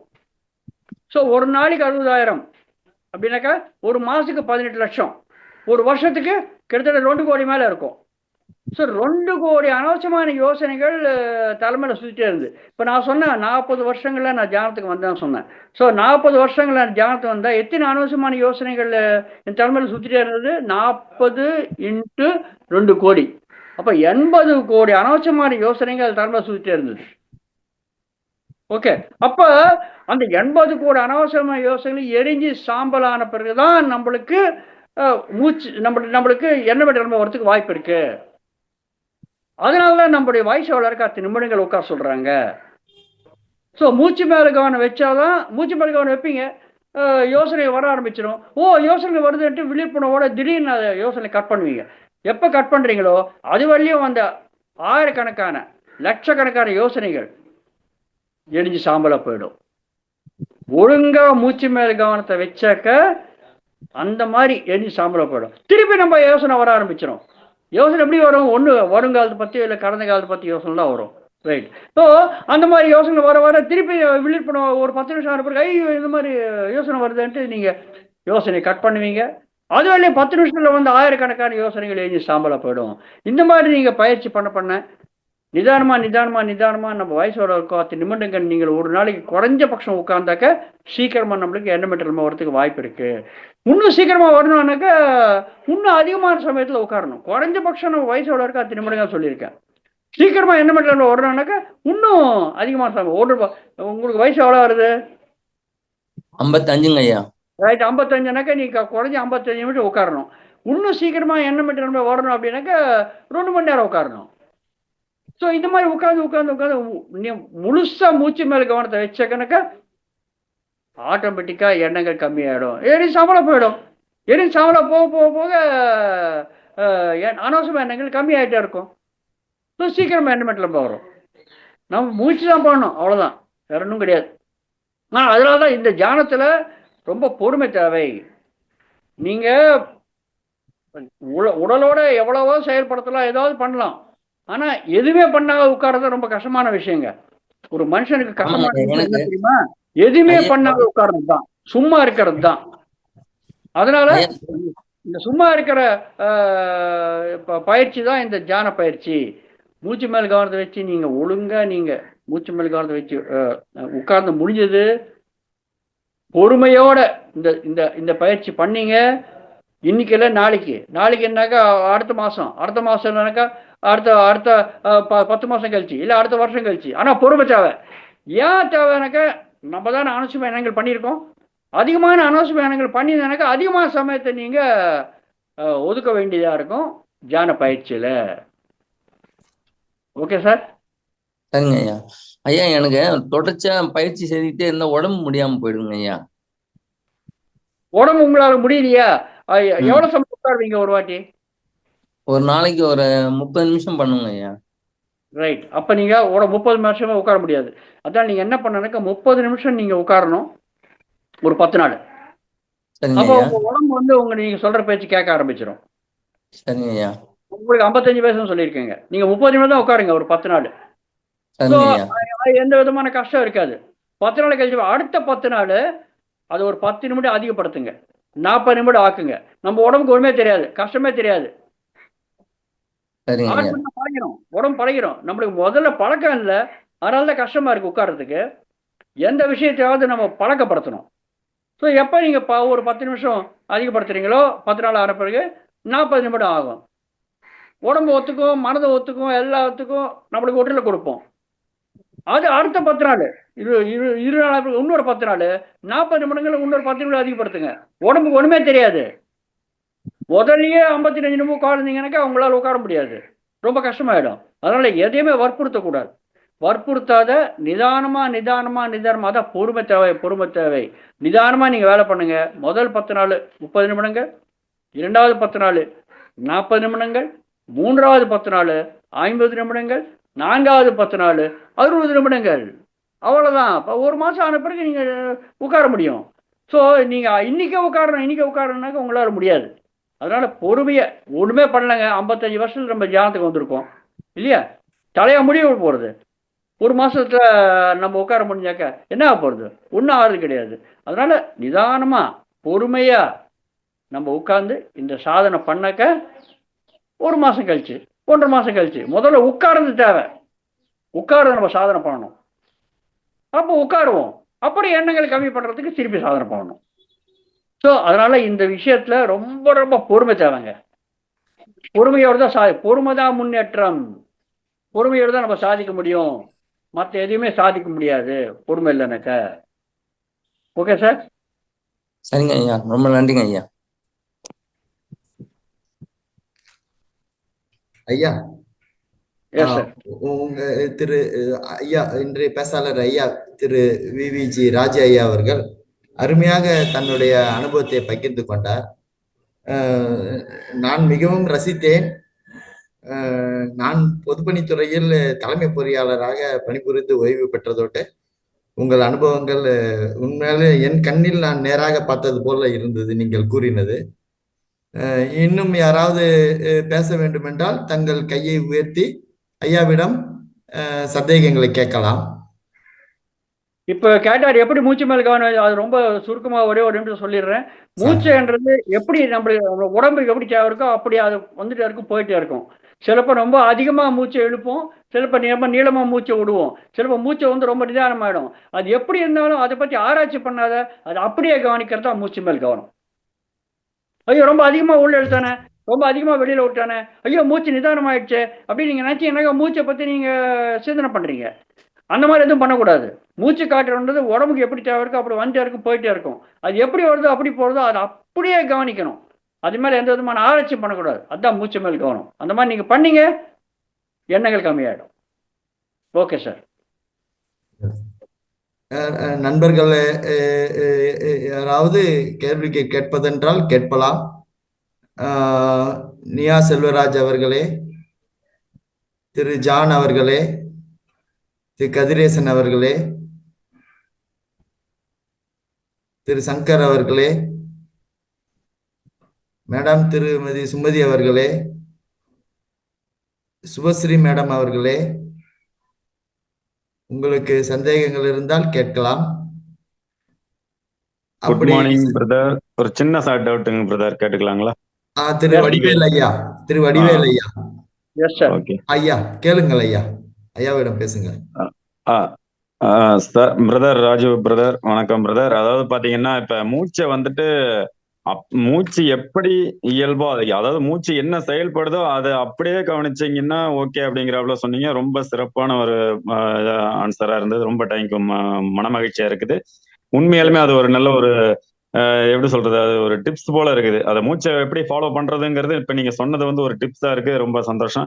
ஆனா இந்த வந்துட்டு எனக்கு என்ன டவுட் அப்படின்னு கேட்டீங்கன்னா, இந்த மூச்சை வந்துட்டு சில பேர் சொல்றாங்களே, அதாவது ஒரு 10 நிமிஷம் இழுக்கணும், 4 நிமிஷம் விடணும், மீதி அந்த 6 நிமிஷத்தை அடக்கணும், இப்படி எல்லாம் சொல்றாங்களே, இது வந்துட்டு அப்படி ஏதாவது அதுல சிஸ்டங்கள் இருக்குதா, இல்ல அதை கத்துக்கிற டைம் இருக்குதா, இல்ல அப்படிங்கறதுதான் பிரதர் டவுட். வேற ஒன்றும். நீங்க பாத்தீங்கன்னாக்கா நீங்க அது 2 விதமான யோகங்கள் இருக்கு பிராக்டிஸ். ஒன்னு ஹட்டயோகம், இல்ல சகஜ யோகம். இப்ப நம்ம மூச்சு மேல் கவனம்ன்றது சகஜ யோகம். ஹட்டயோகம் பண்றது, ஹட்டமனா என்ன தெரியுமா? ஹட்டமனா அடம்புடி, ஹட்டமனாக்க வற்புறுத்துறது. இப்ப நம்ம உடம்பு வந்து சொல்ற பேச்சு கேட்காது இல்லையா? அதை வற்புறுத்தி எடுத்து ஆசனம் எல்லாம் போடுறீங்க. நீங்க ஆசனம் நீங்க போட்டீங்கன்னாக்கா உடம்பு ஆசனம் ஈஸியா போட்டுருமா? வஜ்ராசனத்துல உட்காரணும், காலை மடக்கி உட்காந்துருமா? உட்காராது, அது அடம் பிடிக்கும். அப்ப நீங்க என்ன பண்ணும், ஜாகிரதையா நிதானமா அதை பயிற்சி பண்ணி எடுத்து வர்றோம் இல்லையா? அதே பத்மாசனத்துல உட்காருங்க. முட்டி வலியா இருக்கு, பத்மாசனம் எப்படி உட்கார்றது? நார்மலா உட்கார முடியாது கீழே. அப்ப பத்மாசனம் நீங்க உட்காருறதுக்கு என்ன பண்ணணும், உடம்ப ஜாகிரதையா இழுத்து, காலை இழுத்து போட்டு அது போட்டு இது போட்டு கொஞ்சம் அடம் பிடிக்கும். என்னால முடியாது. அடம் பிடிக்கிற உடலை கொஞ்சம் நிதானமா அதோட நண்பராய் கொஞ்சமா அது இழுத்து போடணும். அதாவது ஒத்துக்காத ஒரு நிலைமையில இருக்கிற ஒரு உடலை நீங்க வற்புறுத்தி உங்க நிலைமைக்கு எடுத்து வருவீங்க. அதான் ஹಠ யோகம் பண்றது. ஆனா எஸ் அதே மாதிரி நீங்க இப்ப சொன்னீங்க இல்லையா, பிராணாயாமம். நம்ம மூச்சு மேல கவனம் பிராணாயாமம் தான். நம்ம பண்ற பிராணாயாமம் சகஜம், எந்த விதமான. ஆனா நீங்க சொல்ற பிராணாயாமம் உள்ள இழுக்கணும், ஒரு 5 செகண்ட் உள்ள இழுக்கணும், அது போறக்கம் அப்படின்னுவாங்க. அப்புறம் உள்ள இழுக்கிற காத்த 2 செகண்ட் அடக்கி வைக்கணும், அது கும்பகம்னுவாங்க. அப்புறம் அடக்கி வச்ச பிறகு திருப்பி வெளியில ஒரு 5 செகண்ட் காத்து ஓடிடும், அது வந்து ரேச்சகம் அப்படின்னுவாங்க. திருப்பி வெளியில காத்து வச்ச பிறகு 2 செகண்ட் காத்து உள்ளே இழுக்காத வெளியில ஓடாத முறையீடுகளை சூன்யமா வச்சிடணும், வெற்றி இடமா வச்சிடணும். அது சூன்யக்கம் பண்ணுவாங்க. இந்த 4 போரக்க, கும்பக்க, ரேச்சக, சூன்யக்க, 5 செகண்ட் 2 செகண்ட் 5 செகண்ட் 2 செகண்ட், இதெல்லாம் சேர்த்து ஒரு சைக்கிள் பிராணாயாமம். ஓகே, 50 செகண்ட் 2 செகண்ட் 5 செகண்ட் யாரு கணக்கு போடுவாங்க? ஆமா, யாரு கணக்கு போடுவாங்க? யாரு கணக்கு போடுவாங்க? நம்ம தான் கணக்கு போடணும். ஆனா நம்ம மனம் தானே. 5 செகண்ட் உள்ள விட்டேன், 2 செகண்ட் உள்ள அடக்கி வச்சேன், 5 செகண்ட் வெளில விட்டேன், 2 செகண்ட் சூன்யமா வச்சேன். இது யாரு கணக்கு போடும்? மனம் தான் கணக்கு போடணும். மனம் கணக்கு போடுறதுன்னு அர்த்தம் மனம் வேலை பண்றது. மனம் வேலை பண்ணானக்கு எப்படி தியான அளவுக்கு போக முடியும்? ஓகே, சோ இது ஆனா இது பண்ணக்கூடாதா அப்படின்னு நீ கேள்வி கேட்கலாம். இது பண்ணாங்க, இதுக்கு இருக்கிற நன்மைகள் இருக்கு. ஆனா இந்த மாதிரி பண்ணி நீங்க தியானத்துக்கு போறேன்னு சொல்லக்கூடாது. ஓகே, சோ இந்த ஹಠ யோக பிராணாயாமம் இது பண்றதுனால, ஏன்னா 5 செகண்ட் நம்ம மூச்சு அப்படியே நடக்கிறது பாருங்க. நீங்க கரெக்டா 5 செகண்ட் உள்ள எடுக்கிறோமா, 2 செகண்ட் அடக்கி வைக்கிறோமா, 5 செகண்ட் வெளில விடுறோமா, இந்த மாதிரி பண்றோம் நம்ம சகஜமா இருக்கும்போது. ஆனா நீங்க என்ன வற்புறுத்துறீங்க? மூச்சு நீங்க கண்ட்ரோல் பண்றீங்க. அதான் ஹಠ யோகம்ன்றது. இது ஹಠ யோக பிராணாயாமம். இந்த ஹಠ யோக பிராணாயாமம் பண்ணாக்க மன வேலை பண்ணிட்டே இருக்கும். மன வேலை பண்ணிட்டே இருந்தாக்க உடல் சாந்தமா இருக்கணும், மனம் சாந்தமா இருக்கணும், புத்தி சாந்தமா இருக்கணும். இந்த 3மே சாந்தமா இருந்தாதான் நம்ம தியான நிலைமைக்கு போக முடியும். ஆனா இந்த பயிற்சி பண்ணும்போது மன வேலை பண்றத 5 செகண்ட் 2 செகண்ட் 5 செகண்ட் யார் கண் பண்ணுவாங்க? ஸோ அதனால நம்ம தியான நிலைமைக்கு போக முடியாது. ஆனா இந்த பயிற்சி பண்றதுனால சில நன்மைகள் இருக்கு, இல்லன்னு சொல்லல. ஆனா இந்த ஹಠ யோக பிராணாயாமத்தை நீங்க அதிகமான சமயம் பண்ண முடியும். இந்த மாதிரி பண்ணீங்கன்னாக்கா நுரையீரல்கள் கொஞ்சம் பெருசாகி ஆஸ்மா ப்ராப்ளம் இருக்கிறவங்களுக்கு அது ஒரு ரிலீஃப் கொடுக்கும், இந்த ஹಠ யோக பிராணாயாமம் பண்ணீங்க. ஸோ அதனால நன்மைகள் இருக்கு, இல்லன்னு சொல்லல. ஆனா இது வந்து அதிகமான சமயம் பண்ண முடியாது. ரொம்ப அதிகமா நீங்க உள்ள இழுத்து வெளில விட்டு உள்ள இழுத்து வெளில விட்டு பண்ணீங்கன்னாக்கா மாடுகளை வெளிக்க ஆரம்பிச்சிடும். அதிகமான சமயம் பண்ண முடியாது ஹಠ யோக பிராணாயாமம். ஆசனத்தை எவ்வளவு நேரம் போடுவீங்க? மிஞ்சி போனா 1 மணி நேரம் போடுவீங்க. அதுக்கு மேல ஆசனத்தை நீங்க போட்டீங்கன்னா உடம்புல பைல்ஸ் வர ஆரம்பிச்சிடும், வெளிக்க ஆரம்பிச்சிடும்.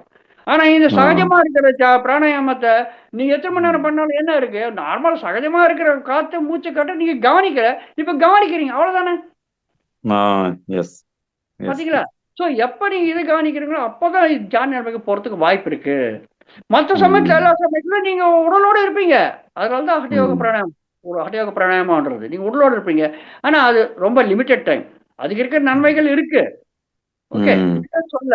ஆனா அது லிமிட்டட், ரொம்ப கம்மியா ரொம்ப கம்மியான நிலைமையில தான் லாபங்கள் தான் அதுக்கு இருக்கு. இது வந்து அன்லிமிட்டெட். ஆனா அளவே இல்லை, அதுக்கு எத்தனை நன்மைகள் வரும் அளவே இல்லை. பாத்தீங்களா? அதுதான் வித்தியாசம், வேற ஒன்றும் கிடையாது. Okay, thank you brother. நீங்க இந்த மாதிரி உடற்பயிற்சி நீங்க பண்றதா இருந்தாக்க முதல்ல இந்த உடற்பயிற்சியை பண்ணி அப்புறம் இந்த தியானம் பண்ணுங்க. ஏன்னா இந்த உடற்பயிற்சி நீங்க பண்ணும்போது என்ன ஆகுது? நம்ம சக்தி செலவாருது. நீங்க ஆசனம் போட்டீங்கன்னா சக்தி செலவாருதா இல்லையா? கண்டிப்பா. தியானத்துல சுகமான ஆசனத்துல உட்காருங்க, சக்தி செலவால. நீங்க 5 நிமிஷம் 5 செகண்ட் 2 செகண்ட் 5 செகண்ட் 2 செகண்ட் நீங்க மனதோட நீங்க கவுண்ட் பண்றீங்க. கவுண்ட் பண்ணும்போது மன வேலை பண்றது சக்தி தேவையா இல்லையா? கண்டிப்பா. கம்மியான அளவுல தேவை, அதிகார சக்தி செலவு ஆறுதா இல்லையா? ஆறுது, கண்டிப்பா. ஆனா இப்ப நீங்க சகஜமா இருக்கிற மூச்சை காட்ட நீங்க கவனிக்கிறீங்க, சக்தி செலவால. கண்டிப்பா. ஓகே, நன்றி பிரதர். Okay, thank you brother. நல்ல ஒரு புரிதலை ஏற்படுத்தி கொடுத்தீங்க. ரொம்ப நன்றிங்க பிரதர். ரொம்ப நன்றிங்க பிரதர். Okay, thank you brother. ஐயா, அடுத்ததாக நியா செல்வராஜ் அவர்கள் தங்கள் கையை உயர்த்தியிருக்கிறார்கள். நியா செல்வராஜ் அவர்களே, நீங்கள் உங்கள் சந்தேகங்களை ஐயாவிடம் கேளுங்கள். நியா செல்வராஜ். தொடரலாம். நியா செல்வராஜ் அவர்களே, நியா செல்வராஜ் அவர்களே. ஐயா வணக்கங்க. உங்களோட வணக்கங்க. ரொம்ப அருமையா இருந்ததுங்க. உங்களோட அனுபவங்கள்லாம் ரொம்ப கேட்க ரொம்ப மோட்டிவா இருக்கு. இந்த தியானம் பண்றதுனால ஒரு உந்துதல் சக்தி கிடைக்குது. நம்ம மேலும் மேலும் உயர்றதுக்கு நமக்கு. உங்க வீடியோவை ஆன் பண்ணிக்கங்கம்மா. நியா செல்வராஜ் அவர்களே, உங்க வீடியோவை ஆன் பண்ணிங்க தயவு செய்து. ஆன் பண்ணி தொடருங்க. ரொம்ப அருமையா இருக்குங்க உங்களோட பேச்சு. உங்களோட மோட்டிவா இருக்கு. எங்களுக்கு என்னென்னமோ திங்கிங் வருது. நான் மூச்சு மேல முழுமையா கவனம் வைக்க முடியல. ஆனா இப்ப கொஞ்சம் கொஞ்சம் நல்லா சீக்கிரமா எந்திரிச்சு உட்காரணுன்றதே ஒரு விழிப்புணர்வு. தூக்கம் கம்மியாகி விழிப்புணர்ச்சி நல்லா இருக்கு. உடம்பு காலையில மார்னிங் சீக்கிரமா 5 மணிக்கெல்லாம் எந்திரிச்சு முழிப்பு வந்துருது. தியானம் பண்ணணும்ன்ற ஒரு வேகம் எந்திரிச்சு எல்லா வேலையும் கடமைகளை முடிச்சுட்டு உட்கார்ந்து ஒரு பழக்கம் ஆயிடுச்சு. 21 நாள் முதல் வகுப்புலேயே அந்த பழக்கம் வந்துருச்சு.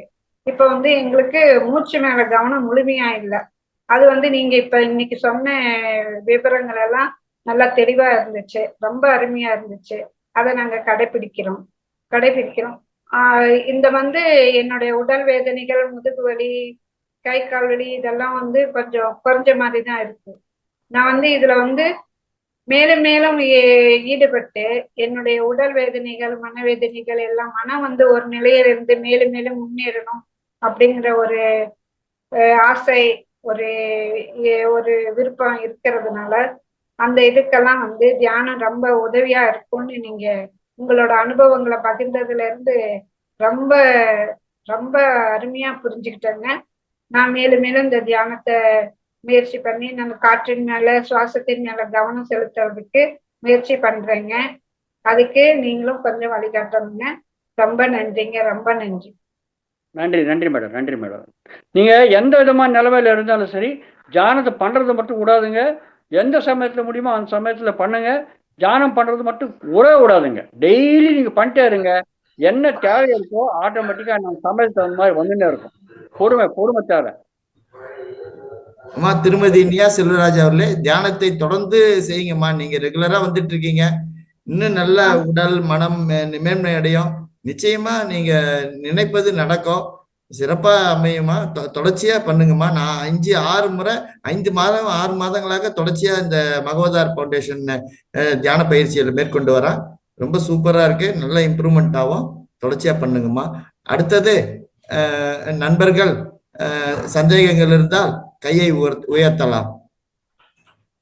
சுபஸ்ரீ மேடம் அவர்கள், பார்வதி சங்கர சுப்பு, ராஜசேகரன் அவர்கள், ராஜேந்திரன் அவர்கள், சதீஷ்குமார் அவர்கள்,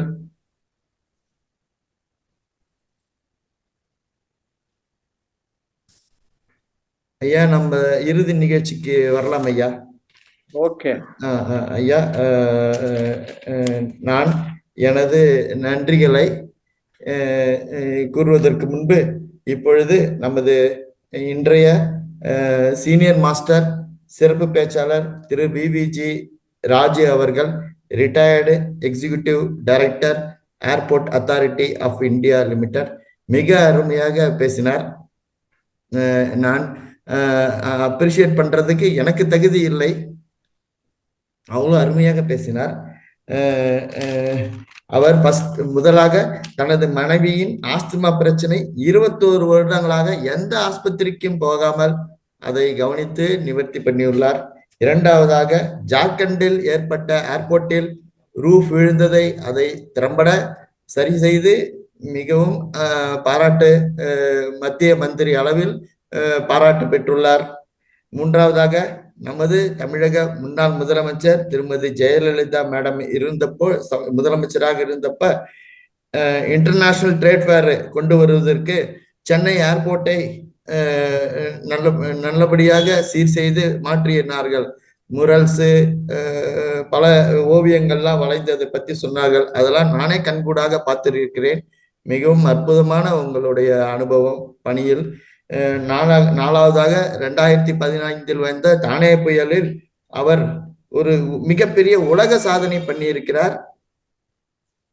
14 மணி நேரத்தில் அந்த தண்ணீரை வெளியேற்றி விளக்குகளை சரி செய்து, ரன்வேவில் விளக்குகளை சரி செய்து போர் விமானம் முதல் கொண்டு வர வைத்திருக்கிறார். இன்டர்நேஷனல் ஏர்போர்ட் என்பது மற்ற நாடுகளிலிருந்து நம்ம நாட்டுக்கு வரக்கூடிய ஒரு விமான சேவை புரியக்குள்ள இடம். அதையெல்லாம் மனதில் கொண்டு அருமையாக அவருடைய பணியை மேற்கொண்டுள்ளார்.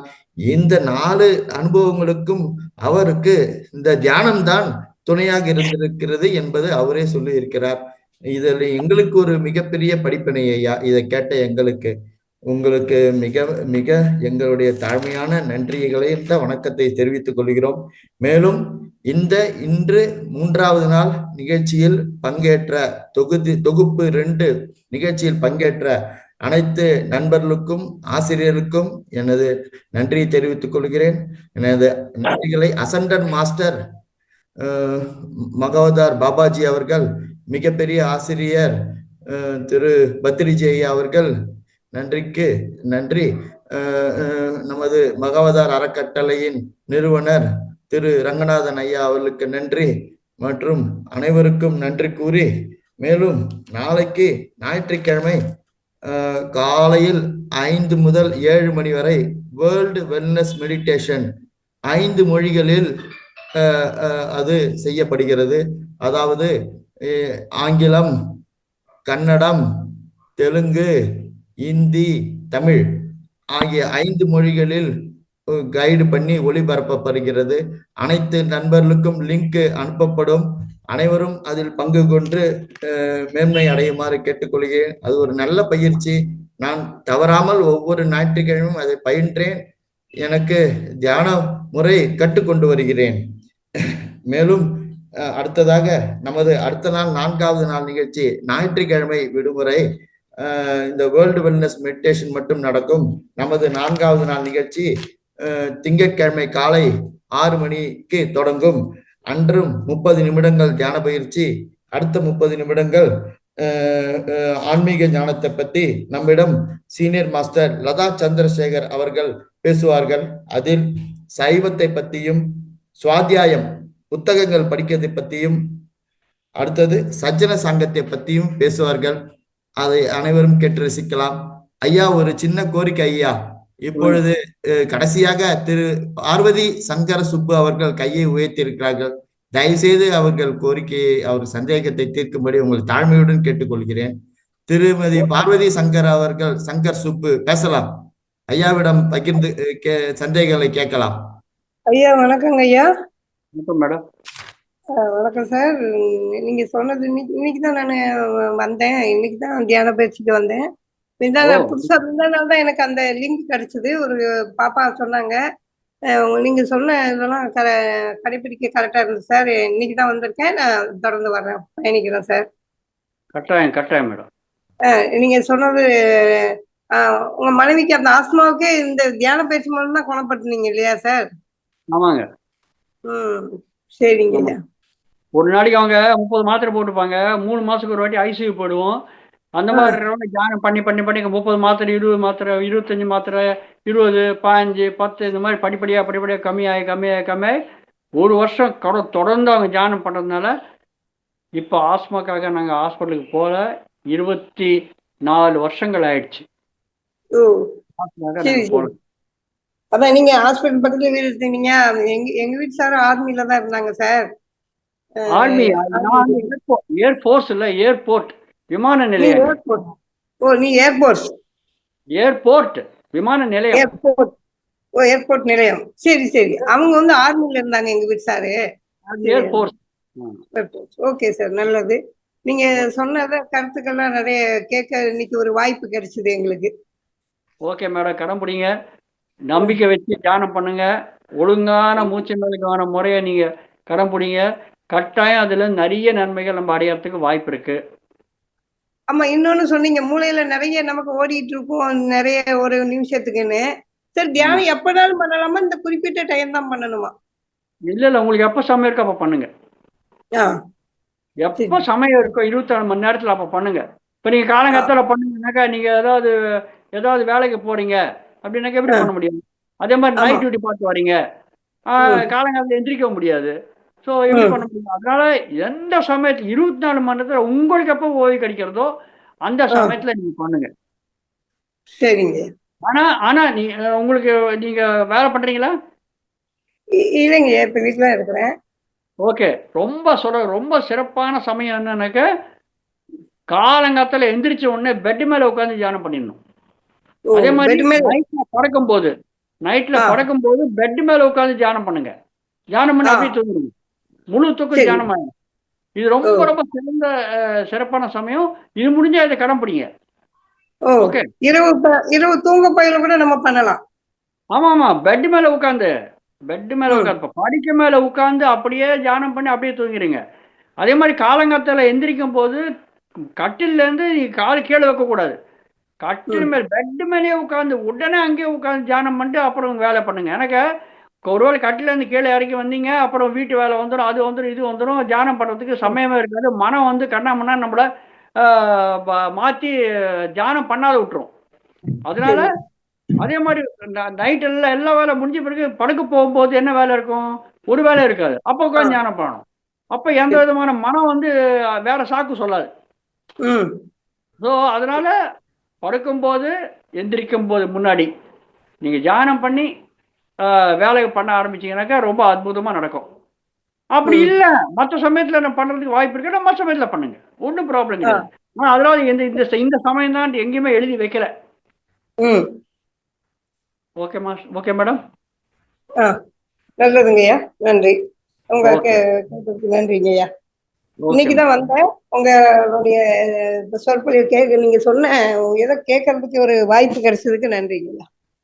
நன்றி மேடம். உங்க அனுபவத்தை பகிர்ந்துக்கிட்டீங்க இல்லையா சார்? ஆமா நல்லது நல்லது. நீங்க அப்ப 2001 இருந்தே இருக்கிறீங்க இதுல பயிற்சியில? ஆமாங்க. ஓகே, நல்லதுங்கய்யா, திருமதி நன்றிங்கய்யா. பார்வதி சங்கர் சுப்பு அவர்களே, நீங்க எந்த ஊர்ல இருந்து வரீங்க என்பதை கொஞ்சம் சொல்லுங்க மேடம். திருநெல்வேலிங்கய்யா. நன்றி மேடம். நன்றிங்க. ஓகே. ஐயா எந்த ஊருங்கய்யா நான் பேசுறாங்க வந்து இல்லையா? பேர் பழனியப்பன், பாண்டிச்சேரி. அந்த சார், இந்த ஏர்போர்ட் சார் அவங்க வந்து சென்னையில ஊரப்பாக்கத்துல இருக்கிறாங்க. சென்னை. ஓகே, நல்லதுங்கய்யா. நல்லதுங்க. நீங்க பழனி என்ன sir? Palaniappan, Pondicherry. Pondicherry. Okay okay, Pondicherry. நீங்க தொடர்ச்சியா பங்கு கொள்ளுங்க மேடம். ரொம்ப சேஞ்சஸ் நீங்க பாப்பீங்க, நிறைய டிரான்ஸ்ஃபர்மேஷன்ஸ், உங்களுக்குள்ள மாறுதல் பாப்பீங்க. நன்றி மேடம். வேற யாராவது நண்பர்கள் பேசுவதா இருந்தால் பேசலாம், கேட்கலாம், அல்லது நான் இந்த நிகழ்ச்சியை இத்துடன் முடித்துக் கொள்கிறேன். ஐயா உங்களுக்கு அந்த சாரும் டெய்லி வருவாங்களா சார்? சொல்றேன் மேடம். அடுத்தது வந்து ஐயா வந்து திரு பெரியாசிரியர் விபிஜி ராஜீவ் ஐயா அவர்கள் 8/5 வியாழக்கிழமை அன்று பதஞ்சலி அஷ்டக யோகா என்பதை பற்றி பேச வருவார். அப்பொழுது நீங்கள் டெய்லியே இதை அட்டன் பண்ணலாம். ஐயாவுடைய ப்ரோக்ராம், நெக்ஸ்ட் ப்ரோக்ராம் வந்து 8/5 மே மாதம் 8ஆம் தேதி வியாழக்கிழமை உள்ளது என்பதை தெரிவித்துக் சொல்லிடுவீங்களா? திரு வி வி ஜி ராஜு அவர்கள். ராஜு சார். ஓகே, நன்றி, நல்லதுங்கய்யா. நன்றி சரி, மேடம். வகுப்பு கரெக்டா வந்துட்டு இருக்கோம் சார். நிச்சயமா நீங்க இது உங்களுக்கு பயனளிக்கக்கூடியது. இந்த ஷேரை வந்து உங்க நண்பர்களுக்கும் குடும்பத்தார் அனைவருக்கும் லிங்க் அனுப்புங்க, அவங்களே பார்ட்டிசிபேட் பண்ண சொல்லுங்க. சரிங்க. ஓகே, நன்றி. தான் பார்த்தேன் சார், லிங்க்ல முந்தாநாள் தான், நேற்றுக்கு தான் வந்தேன், ஒரு பாப்பாட்ட சொல்லிட்டு வந்தேன். வாங்க மேடம், நிச்சயமா பங்கு கொள்ளுங்க. தேங்க்ஸ் ஐயா, ரொம்ப நன்றி மேடம். நன்றி ஐயா. இப்பொழுது நான் நிகழ்ச்சி நிறைவுக்கு வருகிறேன். ஞாயிற்றுக்கிழமை நாளை காலை ஐயா திரு ரவி பிரசாத் மீண்டும் கையை உயர்த்திருக்கிறார். திரு ரவி பிரசாத். ஓகே ஐயா. ஓகே ஐயா, நான் ஒரே ஒரு அறிவிப்பு. இப்பொழுது அடுத்தது நம்ம நிகழ்ச்சி 5ஆம் தேதி திங்கட்கிழமை நமது சீனியர் மாஸ்டர் திருமதி லதா சந்திரசேகர் அவர்கள் சைவம், சுவாத்தியாயம், புத்தகம் படித்தல் மற்றும் சஜ்ஜன சங்கத்தியம் இந்த மாதிரி நிகழ்ச்சிகளை ஆர்கனைஸ் பண்றதை பத்தி பேசுறாங்க. தவறாமல் எல்லாரும் பங்கு கொள்ள வேண்டும். மீண்டும் ஒரு முறை நமது senior master Thiru VVG Raju ஐயா அவர்கள், regional executive director, retired Airport Authority of India Limited அவர்களுக்கு எனது தாழ்மையான நன்றிகளை கூறி, அனைவருக்கும் நன்றி கூறி இந்த நிகழ்ச்சியை நிறைவு செய்கிறேன். நன்றி ஐயா. நன்றி. மிக்க நன்றி ஐயா, உங்க கேட்டதுல நன்றிங்க சார். நன்றி நன்றி ஐயா. வணக்கம். ஓகே, வணக்கம்.